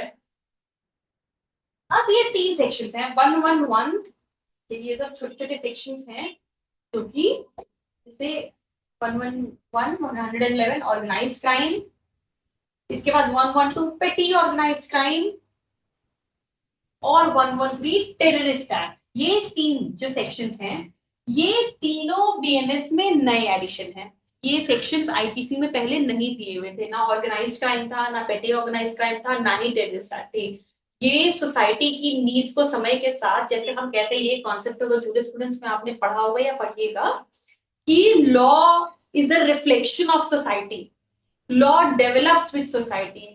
कानून वो है जो सोसाइटी को दिखाए कि भाई सोसाइटी में ये चीजें हो रही हैं, लॉ उसे ही रिफ्लेक्ट करता है कि भाई इसलिए ऐसे कानून होने चाहिए। तो क्योंकि जब बनाया गया था आईपीसी, अभी आईपीसी काफी पुराना था, उस वक्त इन ऑफेंसेस की, इन प्रोविजंस की जरूरत नहीं थी, टेररिस्ट एक्ट ऑर्गेनाइज्ड क्राइम सब उस वक्त नहीं थे, तो इनकी जरूरत नहीं थी। लेकिन समय के साथ इस चीज को देखते हुए कि टेररिस्ट एक्टिविटीज कितनी बढ़ गई हैं, साथ ही साथ हालांकि हमारे पास टेररिस्ट एक्टिविटीज के लिए एक स्पेशल लॉज हैं, स्पेशल लॉ है, लेकिन एक जनरलिटी देने के लिए ऑर्गेनाइज क्राइम्स को, ये सबको ऑर्गेनाइज क्राइम तो कहीं भी नहीं था, तो इन सारी चीजों को देने के लिए, एक जनरलिटी प्रोवाइड करने के लिए, इनकी क्रिमिनलिटी को यूनिफॉर्मिटी देने के लिए, इंश्योर करने के लिए इन्हें बीएनएस में इंक्लूड किया गया। टाइम की रिक्वायरमेंट को, नीड को देखते हुए इसे यहाँ पे इंट्रोड्यूस किए गए 3 सेक्शन। अब 111 देखिए क्या बात करता है, ऑर्गेनाइज्ड क्राइम। ऑर्गेनाइज्ड क्राइम होता क्या है, तो any continuing lawful unlawful activity, essential क्या क्या हमारे पास मिलते जा रहे हैं, देखिए कंटिन्यूइंग मतलब जो कंटिन्यूड हो, खत्म नहीं हुआ हो, अनलॉफुल एक्टिविटी, ठीक है, ऐसी ऐसी अनलॉफुल एक्टिविटी जो खत्म नहीं हो रही है पर चल ही रही है, सीरीज में है पूरी। इंक्लूडिंग क्या क्या चीजें आएंगी इसमें, kidnapping, robbery, vehicle theft, extortion, land grabbing, contract killing, economic offense, cyber crime, trafficking of persons, drugs, weapons or illicit goods or services, human trafficking for prostitution और ransom, ये सारी चीजें इन सबको इंक्लूड किया गया है ऑर्गेनाइज्ड क्राइम में। मतलब क्यों? क्योंकि एक इंसान जैसे मर्डर होता है, ठीक है, किसी एक जाके मैंने जाके मुझे किसी पे गुस्सा है मैंने मार दिया, मेरे पास रीजन था मुझे मारना तो उसे मैंने मार दिया, ठीक है, ये एक इंसान कर रहा है। लेकिन ये जो ऑफेंसेस है ये ऐसे ऑफेंसेस हैं ये पूरे चेन में चलते हैं, ठीक है, एक सीरीज होती है, एक इंसान अकेला नहीं करता। जैसे किडनैपिंग, किसी ने किसी की किडनैपिंग कराई, पूरा गैंग होता है ये। तो ऐसे ऑर्गेनाइज्ड क्राइम मतलब क्या? जो एक इंसान नहीं कर रहा है, जो मिल के पूरी गैंग कर रही है एक साथ मिलके, तो ऐसे ऑफेंसेस को हम इसमें इंक्लूड करते हैं। ये क्या कहता है देखिए, ऐसे ऑफेंसेस, ऐसी अनलॉफुल एक्टिविटी जो कि कंटिन्यूड है, एनी कंटिन्यूइंग, जो चलने वाले, कंटिन्यू रहने वाले, मतलब सीरीज में चलने वाले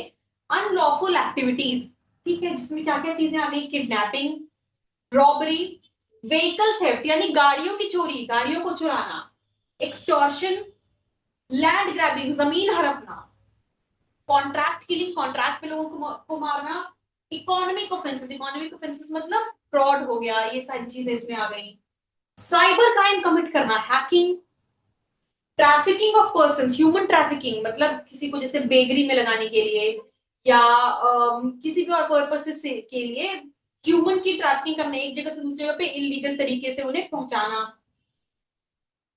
trafficking of persons, drugs, weapons और इलिसिट गुड्स और सर्विसेज, इन सब में से किसी की ट्रैफिकिंग, या इंसानों की, या ड्रग्स की, या वेपन्स हथियारों की, या इलिसिट गुड्स और सर्विसेज, ऐसे कोई भी अनलॉफुल गुड्स एंड सर्विसेज जो कि प्रोहिबिटेड है, जैसे स्मगलिंग होती है। जैसे इंडिया में बहुत तरीके के नार्कोटिक सब्सटेंसेस को का प्रोडक्शन बन रहा है, उसे एक जगह से दूसरी जगह पे ले आना ले जाना, ये सब इसमें आएगा। Human trafficking for prostitution, prostitution में लगाने के लिए ह्यूमंस की ट्रैफिकिंग करना, और रैंसम या फिर फिरौती मांगने के लिए किसी भी चीज के लिए। तो इनमें से कोई भी ऑफेंस जो किए जाए, ये सब देखिए क्या बहुत कैटेगरीज आ गई। पहले क्या हो गया? किडनैपिंग, क्या क्या कह रहा है? किडनैपिंग, रॉबरी, व्हीकल थेफ्ट गाड़ियों को चुराना, एक्सटॉर्शन, लैंड ग्रैबिंग जमीन हड़पना, कॉन्ट्रैक्ट किलिंग, इकोनॉमिक ऑफेंसेस मतलब पैसे से रिलेटेड, इकोनॉमी क्या नहीं, पैसे से रिलेटेड जितने ऑफेंस हो गए, जो फ्रॉड हो गए ये सारे। साइबर क्राइम, साइबर क्राइम मतलब जैसे जितने भी आजकल हैकिंग की जा रही है या जितने भी ऑनलाइन जो फ्रॉड्स हो रहे हैं उस तरीके के साइबर क्राइम, जैसे आइडेंटिटी थेफ्ट हो गया, ये सब जितनी चीजें होती हैं ऑनलाइन, जितने क्राइम्स हो रहे हैं साइबर क्राइम, कंप्यूटर रिलेटेड जितने हो गए, trafficking of persons, drugs, weapons और इलिसिट गुड्स और सर्विसेज, इंसानों की, ड्रग्स की, वेपन्स की, या अनलॉफुल चीजों की ट्रैफिकिंग, या ह्यूमन ट्रैफिकिंग प्रोस्टिट्यूशन में लगाने के लिए या फिर फिरौती के लिए। इन सब में से कोई भी ऑफेंस जब किए जा रहे हैं बाय एनी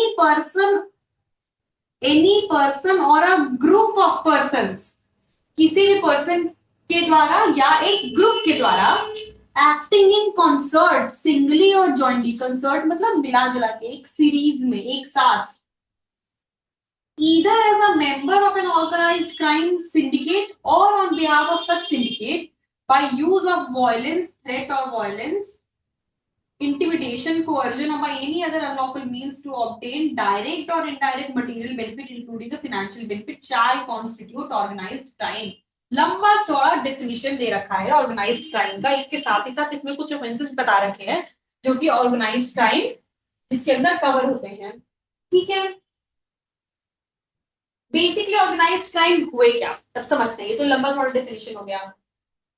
पहले इसमें से कुछ कुछ टर्म्स हो गए, जैसे अभी तक तो हमें समझ में आए कि ठीक है कंटिन्यूइंग ऑफेंस हो गए, अनलॉफुल एक्टिविटी होगी, उसके बाद बहुत सारे एग्जांपल्स दे दिए, ठीक है, कि ये सारे ऑफेंसेस होंगे बाय एनी पर्सन, कोई इंसान करे या ग्रुप ऑफ पर्संस करे एक साथ मिलकर, एक्टिंग इन कॉन्सर्ट, सिंगली या जॉइंटली, अकेले अकेले में मतलब सिंगल तरीके से या मिलके ग्रुप में करें। जब हम एनी पर्सन अकेले की बात कर रहे थे, अगर कोई इंसान अकेले करे या फिर ग्रुप की बात कर रहे हैं तो जॉइंटली मिलके करें।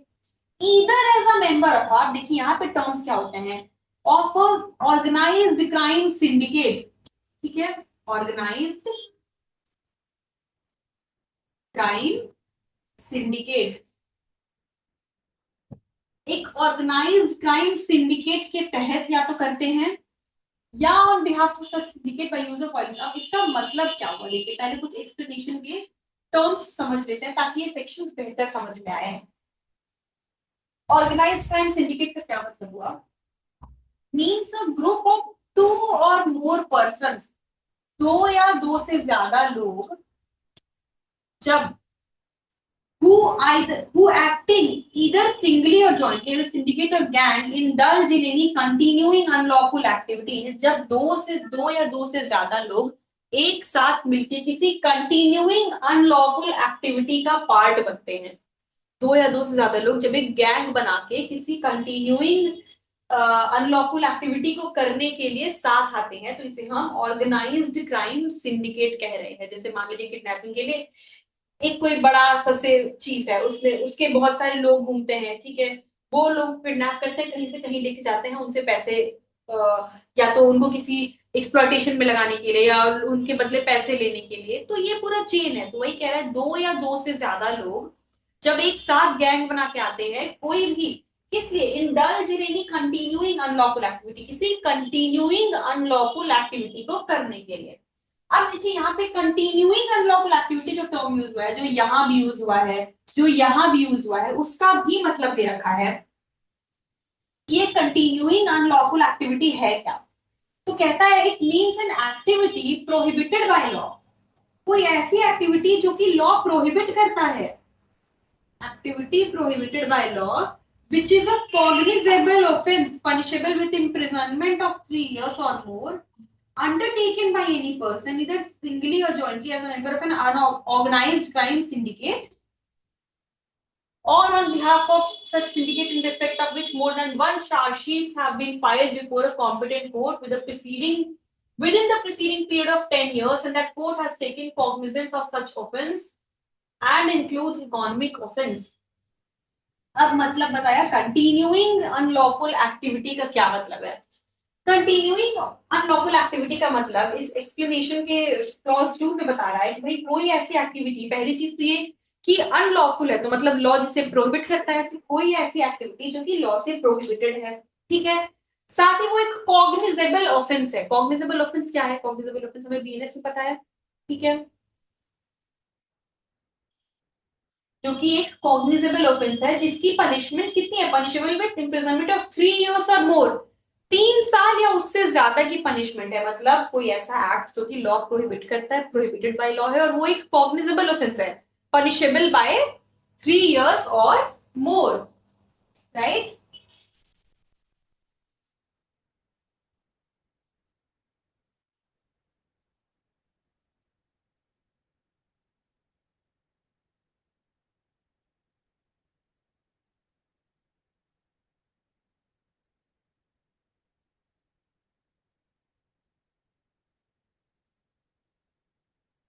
ऐसी अनलॉफुल एक्टिविटी जो कि कॉग्निजेबल ऑफेंस है, 3 साल से ज्यादा, 3 साल या उससे ज्यादा के लिए पनिशेबल है, अंडरटेकन बाय एनी पर्सन इधर सिंगली और जॉइंटली, जो कि कोई इंसान या तो अकेले करता है या ग्रुप में, कैसे, as a member of organised crime syndicate. और ये ऑर्गेनाइज्ड क्राइम सिंडिकेट क्या है हमने अभी देखा, ठीक है, मतलब 2 या 2 से ज्यादा लोग जब किसी अनलॉफुल एक्टिविटी करने के लिए साथ में गैंग बना के बेसिकली आ रहे हैं।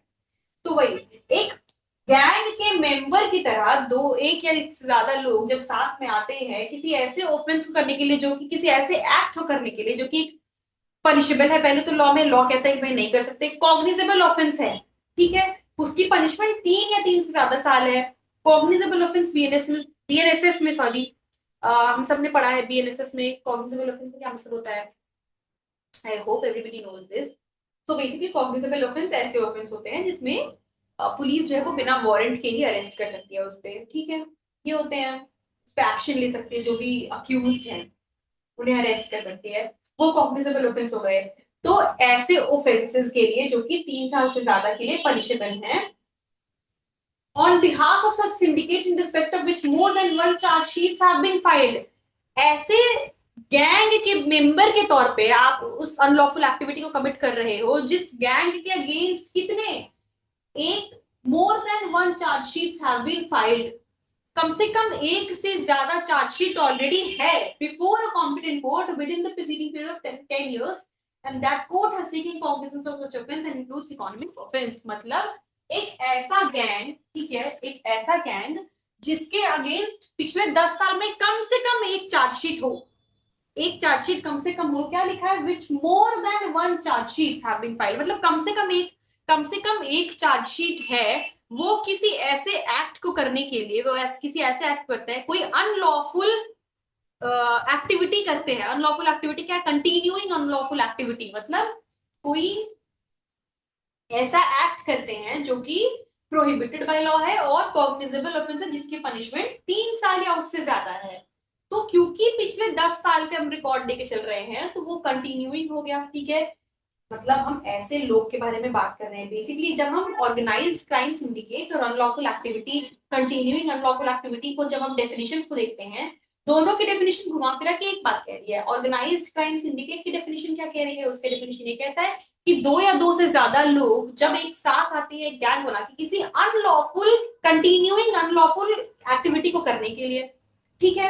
ये अब कंटिन्यूइंग अनलॉफुल एक्टिविटी क्या कह रहा है, कंटिन्यूइंग अनलॉफुल एक्टिविटी कह रहा है कि भाई जब एक या एक से ज्यादा लोग as a member of organised crime syndicate, मतलब वो एक ग्रुप, ठीक है, वो एक गैंग, ग्रुप नहीं कहना, गैंग ज्यादा करेक्ट वर्ड है, ऑर्गेनाइज्ड क्राइम सिंडिकेट के मेंबर के तौर पे जब कोई ऐसा एक्ट करते हैं, ऐसा ऐसा गैंग जो जो जिसके अगेंस्ट पिछले 10 साल में कम से कम एक चार्जशीट है, फाइल की हुई है कोर्ट के सामने, कॉम्पिटेंट कोर्ट के सामने, वो अगर कोई ऐसा एक्ट करते हैं जो कि या तो प्रोहिबिटेड, जो कि प्रोहिबिटेड बाय लॉ है और साथ ही साथ कॉग्निजेबल ऑफेंस है, यानी पुलिस उस पर बिना वारंट के अरेस्ट ले सकती है, कर सकती है, एक्शन ले सकती है, और वो पनिशेबल फॉर एटलीस्ट 3 years है, कम से कम 3 साल की पनिशमेंट उसमें है, ऐसा कोई ऑफेंस करते हैं तो उसे हम अनलॉफुल, कंटिन्यूइंग अनलॉफुल एक्टिविटी कह रहे हैं।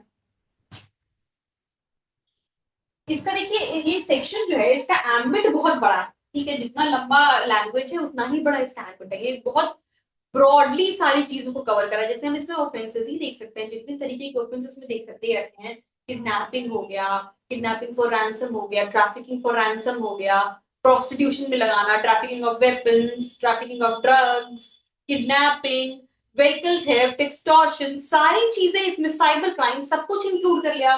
मतलब ये बहुत बड़ा इसका एक एम्बिट रखा है पूरा, ठीक है। पूरा एक कोई भी ऑफेंस जो कि एक ऑर्गेनाइज्ड क्राइम सिंडिकेट के तौर पे किया जाए या उसके बिहाफ में किया जाए, इसे हम कह रहे हैं ऑर्गेनाइज्ड क्राइम। इसके अंदर सिर्फ ट्रेडिशनल क्राइम्स जो है, जिसकी किडनैपिंग, एक्सटॉर्शन, वो वही नहीं है, वो तो है ही है, उसके साथ ही साथ मॉडर्न क्राइम्स, जैसे हमने देखा इकोनॉमिक ऑफेंसेस को भी ले रखा है उसके अंदर, साइबर क्राइम्स को भी ले रखा है, इंक्लूड कर रखा है। तो हमें इससे समझ में आता है कि इस सेक्शन का एम्बिट बहुत बड़ा है, बहुत बड़ा है, इसमें बहुत तरीके के ऑफेंसेस को इंक्लूड किया गया है। इसका मेन पर्पस क्या है ये सेक्शन को इंक्लूड करने का, वो to provide a unified legal mechanism to dismantle criminal networks. मतलब ऐसे जब भी हम ऑर्गेनाइज क्राइम सिंडिकेट की बात कर रहे हैं, तो क्या मतलब है, जो ऐसे ग्रुप जो कि नेटवर्क में काम करते हैं पूरे चेन की तरह, एक से दूसरा, दूसरे से तीसरा, जो पूरा नेटवर्क होता है क्राइम का नेटवर्क, जो पूरे चेन में काम करते हैं, उसको तोड़ना, उसको डिसमेंटल करना, इसलिए इसे लाया गया कि भाई हमें पता चलता है कि इस किडनैपिंग में 1 से 2 से 3, 3 से 4, और फाइनली यहाँ पे इसे प्रोस्टिट्यूशन में लगाया जा रहा है। तो ये जो 4 जो स्टेजेस पे लोग इन्वॉल्व हैं, जिस 4 लेवल्स पे ये पूरा नेटवर्क चल रहा है, पूरा का पूरा नेटवर्क, तो इस पूरे नेटवर्क को तोड़ना, जैसे एग्जाम्पल के तौर पर हम देखते हैं जैसे सेक्स रैकेट्स, राइट, ये सारी चीजें हुई, या पूरा टेररिस्ट ग्रुप्स होता है, तो वो जो नेटवर्क है उस पूरे नेटवर्क को तोड़ना ही ऑब्जेक्टिव है, जिस वजह से ये सेक्शन को इंक्लूड किया गया, rather than punishing the isolated act. इस उस ऑफेंस को सिर्फ पनिश करना नहीं, उन ऑफेंसेस को जैसे किडनैपिंग, ये सब तो हमने पहले भी कर रखी है, वो ऑफेंसेस तो एक चीज है, लेकिन वो जो पूरा नेटवर्क है उसे तोड़ना, उसे डिसमेंटल करना इस सेक्शन के पीछे का मेन ऑब्जेक्टिव है। अब ऑर्गेनाइज्ड क्राइम होने के लिए, जैसे हमने अभी तक जितना उसका क्लॉज 1 पढ़ा, क्लॉज 1 उसके अंदर जो 2 एक्सप्लेनेशन है, इससे हम कुछ कुछ अगर एसेंशियल्स निकालने की कोशिश करें कि भाई ऑर्गेनाइज्ड क्राइम हम कह कब रहे हैं, ठीक है। तो सबसे पहले क्या है कि अनलॉफुल एक्टिविटी होनी चाहिए। अनलॉफुल एक्टिविटी मतलब क्या दिया हुआ है उसमें, कंटिन्यूइंग अनलॉफुल एक्टिविटी में दिया हुआ है कि ऑफेंस ऐसा पनिशेबल जो कि 3 साल या उससे ज्यादा की पनिशेबल हो, ठीक है, 3 साल या ज्यादा से पनिशेबल हो, और उस गैंग जो कि ऑर्गेनाइज्ड क्राइम सिंडिकेट है उसका मेंबर किया हुआ हो, और साथ ही साथ उस गैंग के अगेंस्ट मतलब उस सिंडिकेट के अगेंस्ट कम से कम एक चार्जशीट फाइल्ड। वही लिख रहा है, ऑर्गेनाइज्ड क्राइम सिंडिकेट इन्वॉल्व्स 2 और more persons acting as a gang और सिंडिकेट। ठीक है। यूज ऑफ फोर्स मतलब employment of force, threat, intimidation और कोercion। कोई कंटिन्यूइंग कर देते हैं इसे, कंटिन्यूइंग अलग से दिया हुआ है। अनलॉफुल एक्टिविटी है, नेटवर्क में किया जा रहा है, फोर्स का भी यूज है, साथ ही साथ इनके करने का रीजन क्या है। तो पहली चीजें क्या क्या पसंद में की, एक तो ये पूरे ऑफेंस जो है वो गैंग में हो रहा है, मतलब पूरा नेटवर्क में हो रहा है, अनलॉफुल एक्टिविटीज है। ठीक है। साथ ही साथ फोर्स का भी यूज कर रहा है, मतलब क्या, वायलेंस का, मार पिटाई, डराना धमकाना, ये सारी चीजें, जैसे एक्सटॉर्शन होता है, क्या रंगदारी जिसे कहते हैं, क्या होता है, किसी को मार पीट के डरा धमका के पैसे लेके आए, एक्सटॉर्शन वही तो होता है। तो एक्सटॉर्शन क्या हो रहा है, उसमें डराया धमकाया जा रहा है, मार पिटाई भी हो रही है। तो इसमें यूज ऑफ फोर्स भी शामिल है कि आपने उसके साथ, किसी इंसान के साथ वायलेंस किया, या उसको डराया धमकाया, थ्रेट किया, कोercion किया, ये सारी चीजें। ऑब्जेक्टिव क्या है, किया क्यों जा रहा है, मटेरियल बेनिफिट, फिनेंशियल या मटेरियल गेन, ये उसका ऑब्जेक्टिव है, इसलिए किया जा रहा है। किसी को ट्रैफिकिंग में लगाया जा रहा है, ठीक है, किसी को ट्रैफिक किया जा रहा है अगर बेगरी में लगाने के लिए। ऑब्जेक्टिव क्या है, उससे जो पैसे मिलते हैं, नॉर्मली जो चाइल्ड बेगर्स होते हैं वो पूरा एक गैंग होता है, पूरा सिंडिकेट काम करता है उसके पीछे। तो होता क्या है, जैसे जो रिसेंट मूवी आई, आप लोगों ने, आई डोंट नो देखी है कि नहीं देखी है, नहीं देखी है तो हम श्योर ट्रेलर तो उसका देखा ही होगा, मूवी तो हालांकि मैंने भी नहीं देखी है, पर ट्रेलर तो आपने देखा ही होगा, मर्दानी 3 का। तो what is it about, it is entirely about child trafficking, right, ये तो वही है। चाइल्ड ट्रैफिकिंग का हमें पता भी है, हम सबने इंसिडेंट सुने होंगे कि पूरा पूरा गैंग काम करता है उसके पीछे। वो बच्चों को कहीं से किडनैप करेंगे, छोटे बच्चों को उठाएंगे, उन्हें डराया धमकाया जाता है, उन्हें कहीं से कहीं ले गया, ट्रैफिक किया, उसके बाद उन्हें बहुत मार पिटाई की जाती है, उन्हें डराया धमकाया जाता है और उन्हें बेगरी में लगा दिया जाता है। ये होता है। और उसके बाद क्यों लगाया जाता है, उसका पर्पस क्या है, उनसे जो पैसे आते हैं वो भी उनसे ले लिए जाते हैं। तो ऑब्जेक्टिव क्या है, ऑब्जेक्टिव है फिनेंशियल गेन। ऑब्जेक्टिव इसका क्या होता है, मटेरियल बेनिफिट, कोई फिनेंशियल या मटेरियल बेनिफिट। और साथ ही साथ कंटिन्यूइंग नेचर का होना चाहिए, मतलब उस गैंग के अगेंस्ट कम से कम एक चार्जशीट है, prove by the fact that more than one charge sheet has been filed before a competent court within the preceding 10 years against such syndicate.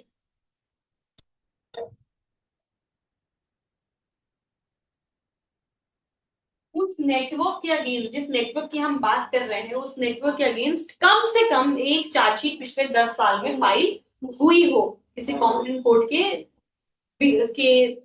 आगे के बिफोर, तो हम कहेंगे कि वो पूरा ऑर्गेनाइज क्राइम है। ठीक है, मतलब हमें इससे क्या क्या समझ में आया कि पहले एक तो अनलॉफुल एक्टिविटी में लगा होना चाहिए वो नेटवर्क, वो अनलॉफुल एक्टिविटी होनी चाहिए, साथ ही साथ वो ऑफेंस नेटवर्क में हो रहा हो पूरा, मतलब पूरा वो चेन में, सीरीज में किया जा रहा है, उसमें एक नहीं बट कई कई लोग इन्वॉल्व हैं, नेटवर्क में किया जा रहा है, साथ ही साथ उसमें फोर्स का यूज हो रहा है, मतलब फोर्स भी इम्प्लॉय किया जा रहा है। जैसे जब हम चाइल्ड ट्रैफिकिंग की बात करते हैं, आपको पता है बच्चों के साथ मार पिटाई, बहुत तरीके की एक्सप्लॉयटेशन होती है। उसका ऑब्जेक्टिव क्या है इसे करने का, ऑब्जेक्टिव ये है किसी तरीके का गेन, कोई मटेरियल बेनिफिट, कोई फिनेंशियल गेन, किस तरीके का बेनिफिट, और साथ ही साथ कैसा नेचर है, कंटिन्यूइंग नेचर, मतलब ये ऑफेंस जो है वो कंटिन्यूइंग नेचर के होते हैं, यानी जिन गैंग के मेंबर के तौर पे ऑफेंस किए जा रहे हैं, उस गैंग के अगेंस्ट कम से कम पिछले 10 साल में एक चार्जशीट होनी चाहिए, तो हम इसे ऑर्गेनाइज्ड क्राइम कहेंगे। उस सिनेरियो में that offence will amount to organised crime, will fall under the category of, under the umbrella term of organised crime. इसके एम्बिट को बहुत ब्रॉड रखा गया।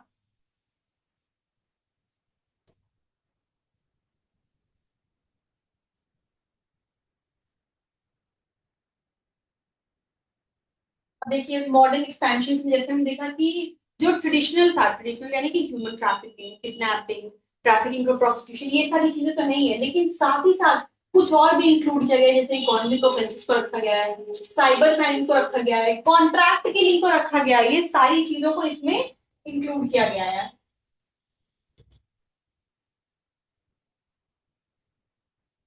अब पनिशमेंट क्या है, पनिशमेंट इसके लिए है कि भाई इफ डेथ अकर्स, अगर इसमें इस ऑफेंस में डेथ कॉज हो जाती है, ठीक है, देखिए whoever commits organized crime shall, कोई भी इंसान जो किसी ऑर्गेनाइज्ड क्राइम को करता है, मतलब किसी नेटवर्क का पार्ट होते हैं, उसने मान लीजिए कोई किडनैपिंग करी है, गाड़ी चोरी कर रहा है, गाड़ी चोरी करके बेचने का काम है, पूरा एक कोई गैंग है जो सिर्फ यही करता ही है कि भाई किसी की चोरी गाड़ी की चोरी कर ली, ये डरा धमका की गाड़ी ले लिया और गाड़ी को ले जाके कहीं बेच दे।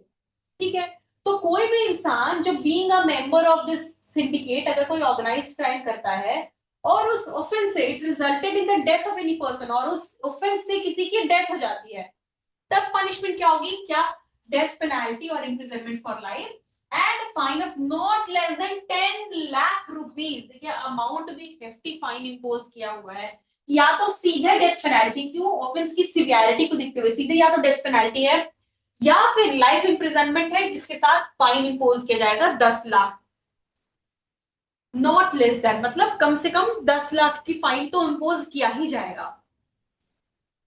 और उसके बाद दूसरा पार्ट क्या कह रहा है, इन एनी अदर केस, बाकी सिनेरियोज में क्या है, imprisonment for not less than 5 years extending to life and fine of not less than 5 lakh rupees, मतलब 5 साल से लेके लाइफ इम्प्रिजनमेंट तक की, इम्प्रिजनमेंट कितना हो सकता है, मिनिमम 5 years और मैक्सिमम लाइफ इम्प्रिजनमेंट तक दिया जा सकता है, और उसके साथ ही साथ कम से कम 5 लाख का फाइन, मतलब 5 साल के इम्प्रिजनमेंट से लेके लाइफ इम्प्रिजनमेंट तक, जिंदगी भर के लिए इम्प्रिजनमेंट, और साथ ही साथ कम से कम 5 लाख रुपए।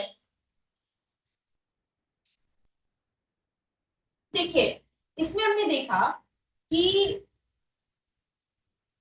जो इसका सेक्शन 111 है, सेक्शन 111 का जो सबसेक्शन 1 है, सबसेक्शन 1 और इसके दो एक्सप्लेनेशन, डेफिनेशन हमें सिर्फ वो बता रहे हैं। सबसेक्शन 1 क्या बताता है कि भाई ऑर्गेनाइज्ड क्राइम क्या होगा, एनी कंटिन्यूइंग अनलॉफुल एक्टिविटी, जिसकी एक्सप्लेनेशन यहाँ पे दी हुई है, ठीक है, बी में, इंक्लूडिंग यहां से लेके इलिसिट ह्यूमन ट्रैफिकिंग, प्रोस्टिट्यूशन और रैंसम यहां तक तो हमें ऑफेंसेस बताया कि क्या क्या इसके अंदर आ जाएंगे, ठीक है।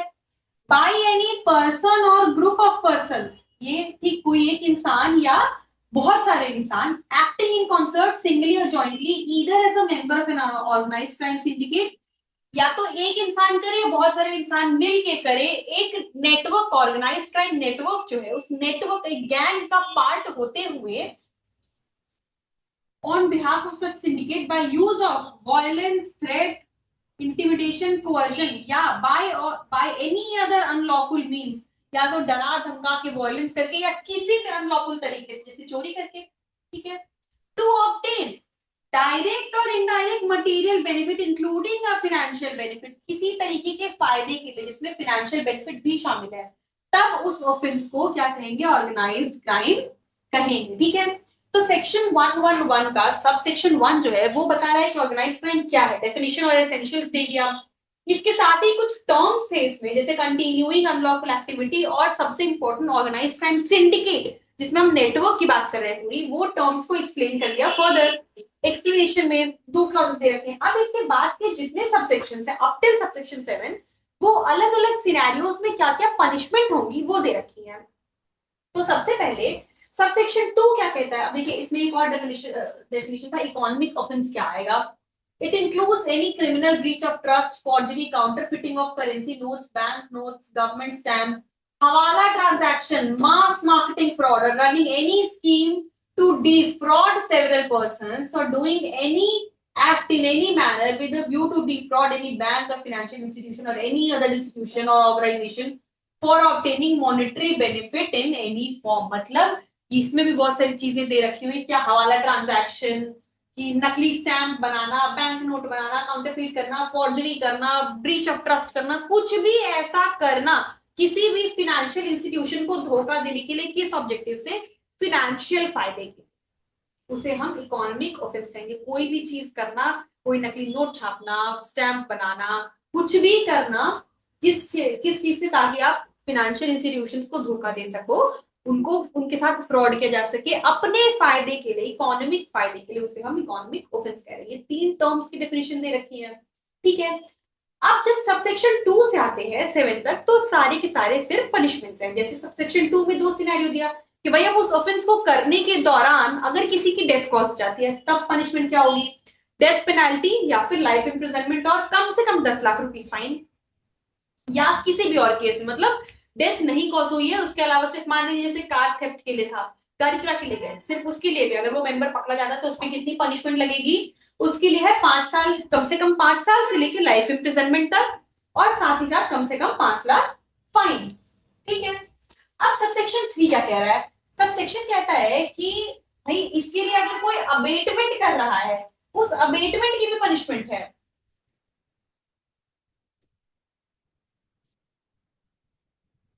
उस अबेटमेंट की भी पनिशमेंट है। whoever abets, attempts or conspires, तीनों चीजें, अबेटमेंट, अटेम्प्ट या conspiracy, knowingly facilitates the commission of an organized crime or otherwise engaging in any preparatory to an organized crime shall be punished with imprisonment up to not less than 5 years but may extend to life imprisonment plus fine of not less than 5 lakh. इसमें भी आप subsection 3 में भी क्या कह रहे हैं, क्या कह रहा है कि आप ऐसे किसी ऑर्गेनाइज क्राइम को करने के लिए अबेटमेंट करना या कॉन्स्पिरेसी करना या फिर अटेम्प्ट करना, कुछ भी ऐसा करना, उसके लिए भी, यानी अबेटर की, कॉन्स्पिरेटर की, ये सबकी रिस्पॉन्सिबिलिटी, इसमें लाइबिलिटी बनेगी। और कितना पनिशमेंट है? पनिशमेंट है कम से कम 5 साल इम्प्रिजनमेंट से लेकर लाइफ इम्प्रिजनमेंट तक, और साथ ही साथ कम से कम minimum 5 lakh rupees fine. Sub section 4 बताता है,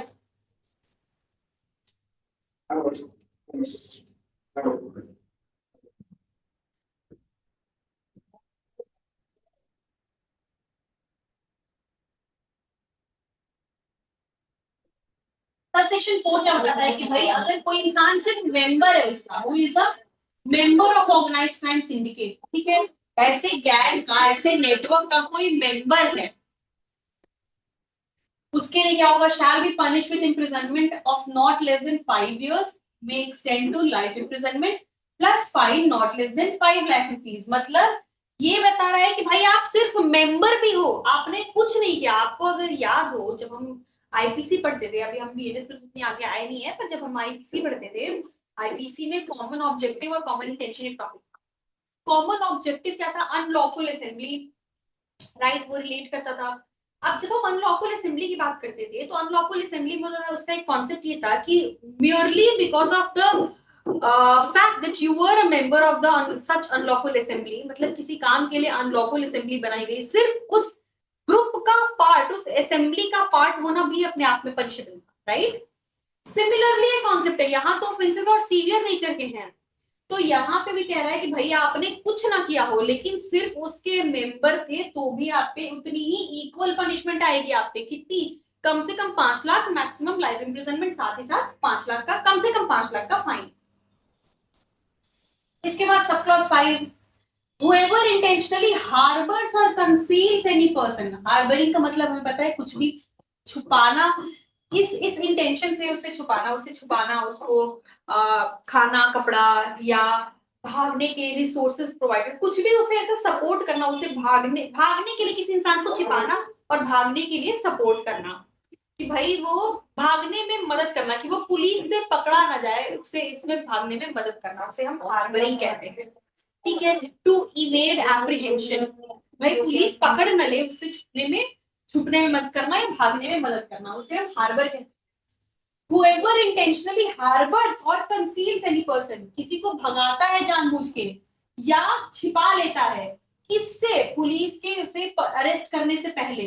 who has committed the offense of any organized crime shall be punished with imprisonment not less than 3 years, which may extend to imprisonment for life or punishment not less than 5 lakh rupees.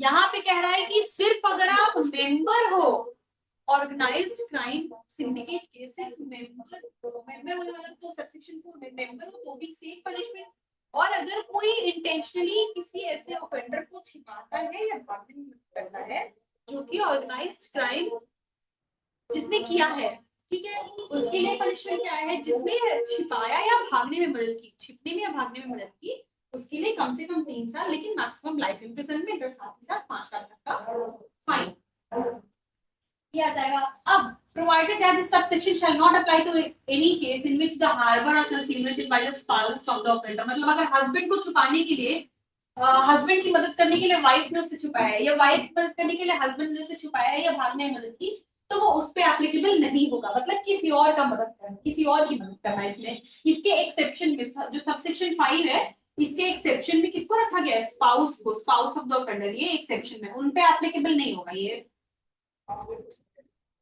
Subsection 6, whoever possesses any property derived or obtained from the commission of any organized crime or proceeds of any organized crime or which has been acquired through the organized crime, अगर कोई इंसान organised crime से मिले हुए किसी property को रखता है या उससे मिले हुए पैसे से कोई चीज रखता है, तो उसके लिए पनिशमेंट कितनी है? कम से कम 3 साल, ज्यादा मैक्सिमम लाइफ इम्प्रिजनमेंट और 2 लाख तक की फाइन। ठीक है, और लास्ट सबसेक्शन 7, ये क्या कहता है कि अगर कोई person, if any person on behalf of a member of organised crime syndicate is or at any time has been in possession of movable or immovable property, अगर कोई इंसान किसी ऐसे इंसान के बिहाफ पे जो कि ऑर्गेनाइज्ड क्राइम सिंडिकेट का मेंबर या है उसके बिहाफ पे किसी समय कोई उसका सामान मूवेबल या इमूवेबल प्रॉपर्टी रखता है, ठीक है, किसी मेंबर के बिहाफ में अगर कोई मूवेबल या इमूवेबल प्रॉपर्टी रखता है which he cannot satisfactorily account for, shall be punished with imprisonment which shall not be less than 3 years extending up to 10 years plus fine of not less than 1 lakh rupees। इसके punishment क्या होगी? कम से कम 30 साल, ज्यादा से ज्यादा 10 साल, 3 साल से लेकर 10 साल तक की इम्प्रिजनमेंट और साथ में 1 लाख का फाइन। ये पूरा बात करता है 111 सेक्शन जो है वो ऑर्गेनाइज्ड क्राइम, जिसमें सब सेक्शन 1 से वो बताता है कि ऑर्गेनाइज्ड क्राइम क्या है, पूरी तरीके से बताने की। बस सिंपल से इसमें समझने के लिए कि डेफिनेशन की लैंग्वेज बहुत इलैबोरेटिव है, ठीक है, थोड़ी सी कॉम्प्लिकेटेड भी, उसे समझने के लिए बस सिंपल तरीके से ये समझा सकता है कि कोई भी ऑफेंस जो कि नेटवर्क में किया जाता है, गैंग में किया जाता है, ठीक है, अब आप उसका एक मेंबर होते हुए अकेले या दूसरे लोग और मेंबर्स के साथ मिलके अगर जो लिस्टेड ऑफेंसेस है जैसे kidnapping, extortion, vehicle theft, crime, cyber crime, कोई भी सब कुछ भी करते हो इस ऑब्जेक्टिव के साथ कि आपको कोई मटेरियल बेनिफिट, फाइनेंशियल बेनिफिट भी इसका एक पार्ट है, ठीक है, कोई मटेरियल बेनिफिट या फाइनेंशियल बेनिफिट हो तो आप इस सेक्शन के अंडर लायबल हो जाओगे। और उसके बाद सब सेक्शन 2 से लेकर 7 तक अलग अलग कंडीशंस में इसकी पनिशमेंट्स है, ठीक है। With this we are done with organised crime, जिसके 2 इंपॉर्टेंट केसेस देखे दे रखे हैं, state of Maharashtra versus Mohammad Irfan. This case will be Supreme Court affirmed the broad interpretation of organized crime 2024 का बहुत इंटरेस्टिंग केस है।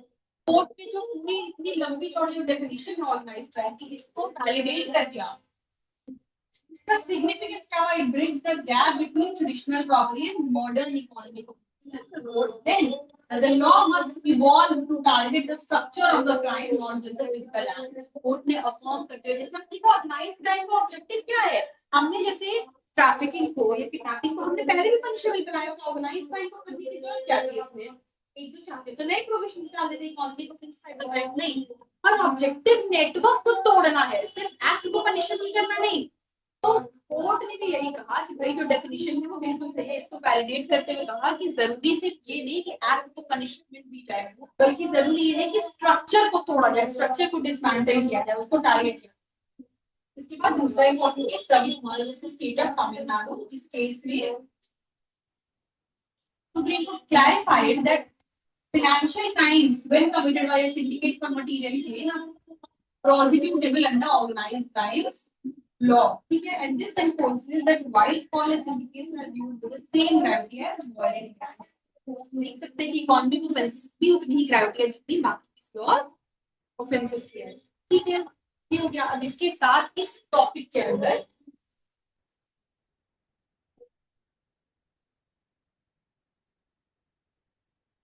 इस टॉपिक के अंदर यानी हमारा जो ऑफेंसेस अफेक्टिंग लाइफ हम पढ़ रहे थे उसमें से 2 सेक्शन बचे हैं, 112 एंड 113, जिसके हम नेक्स्ट लेक्चर में हमारे कंप्लीट करेंगे।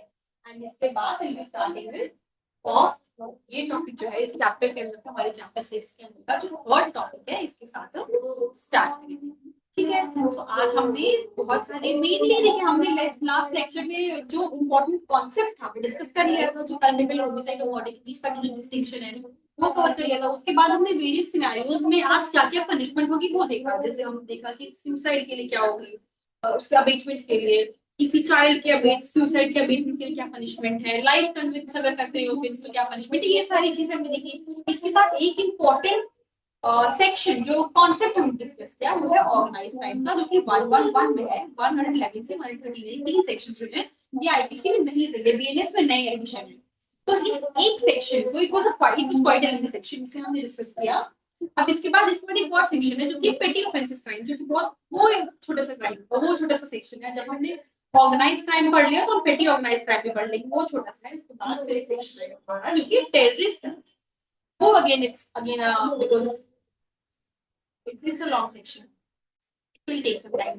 So next lecture में मिलते हैं and see, जैसे कि आप देख सकते हैं हम जितने कोशिश कर सकते हैं, मैं जितनी कोशिश कर सकती हूँ मैं आपके लिए लेके आती हूँ इजी तरीके से, ताकि मैं आपको समझा सकूँ।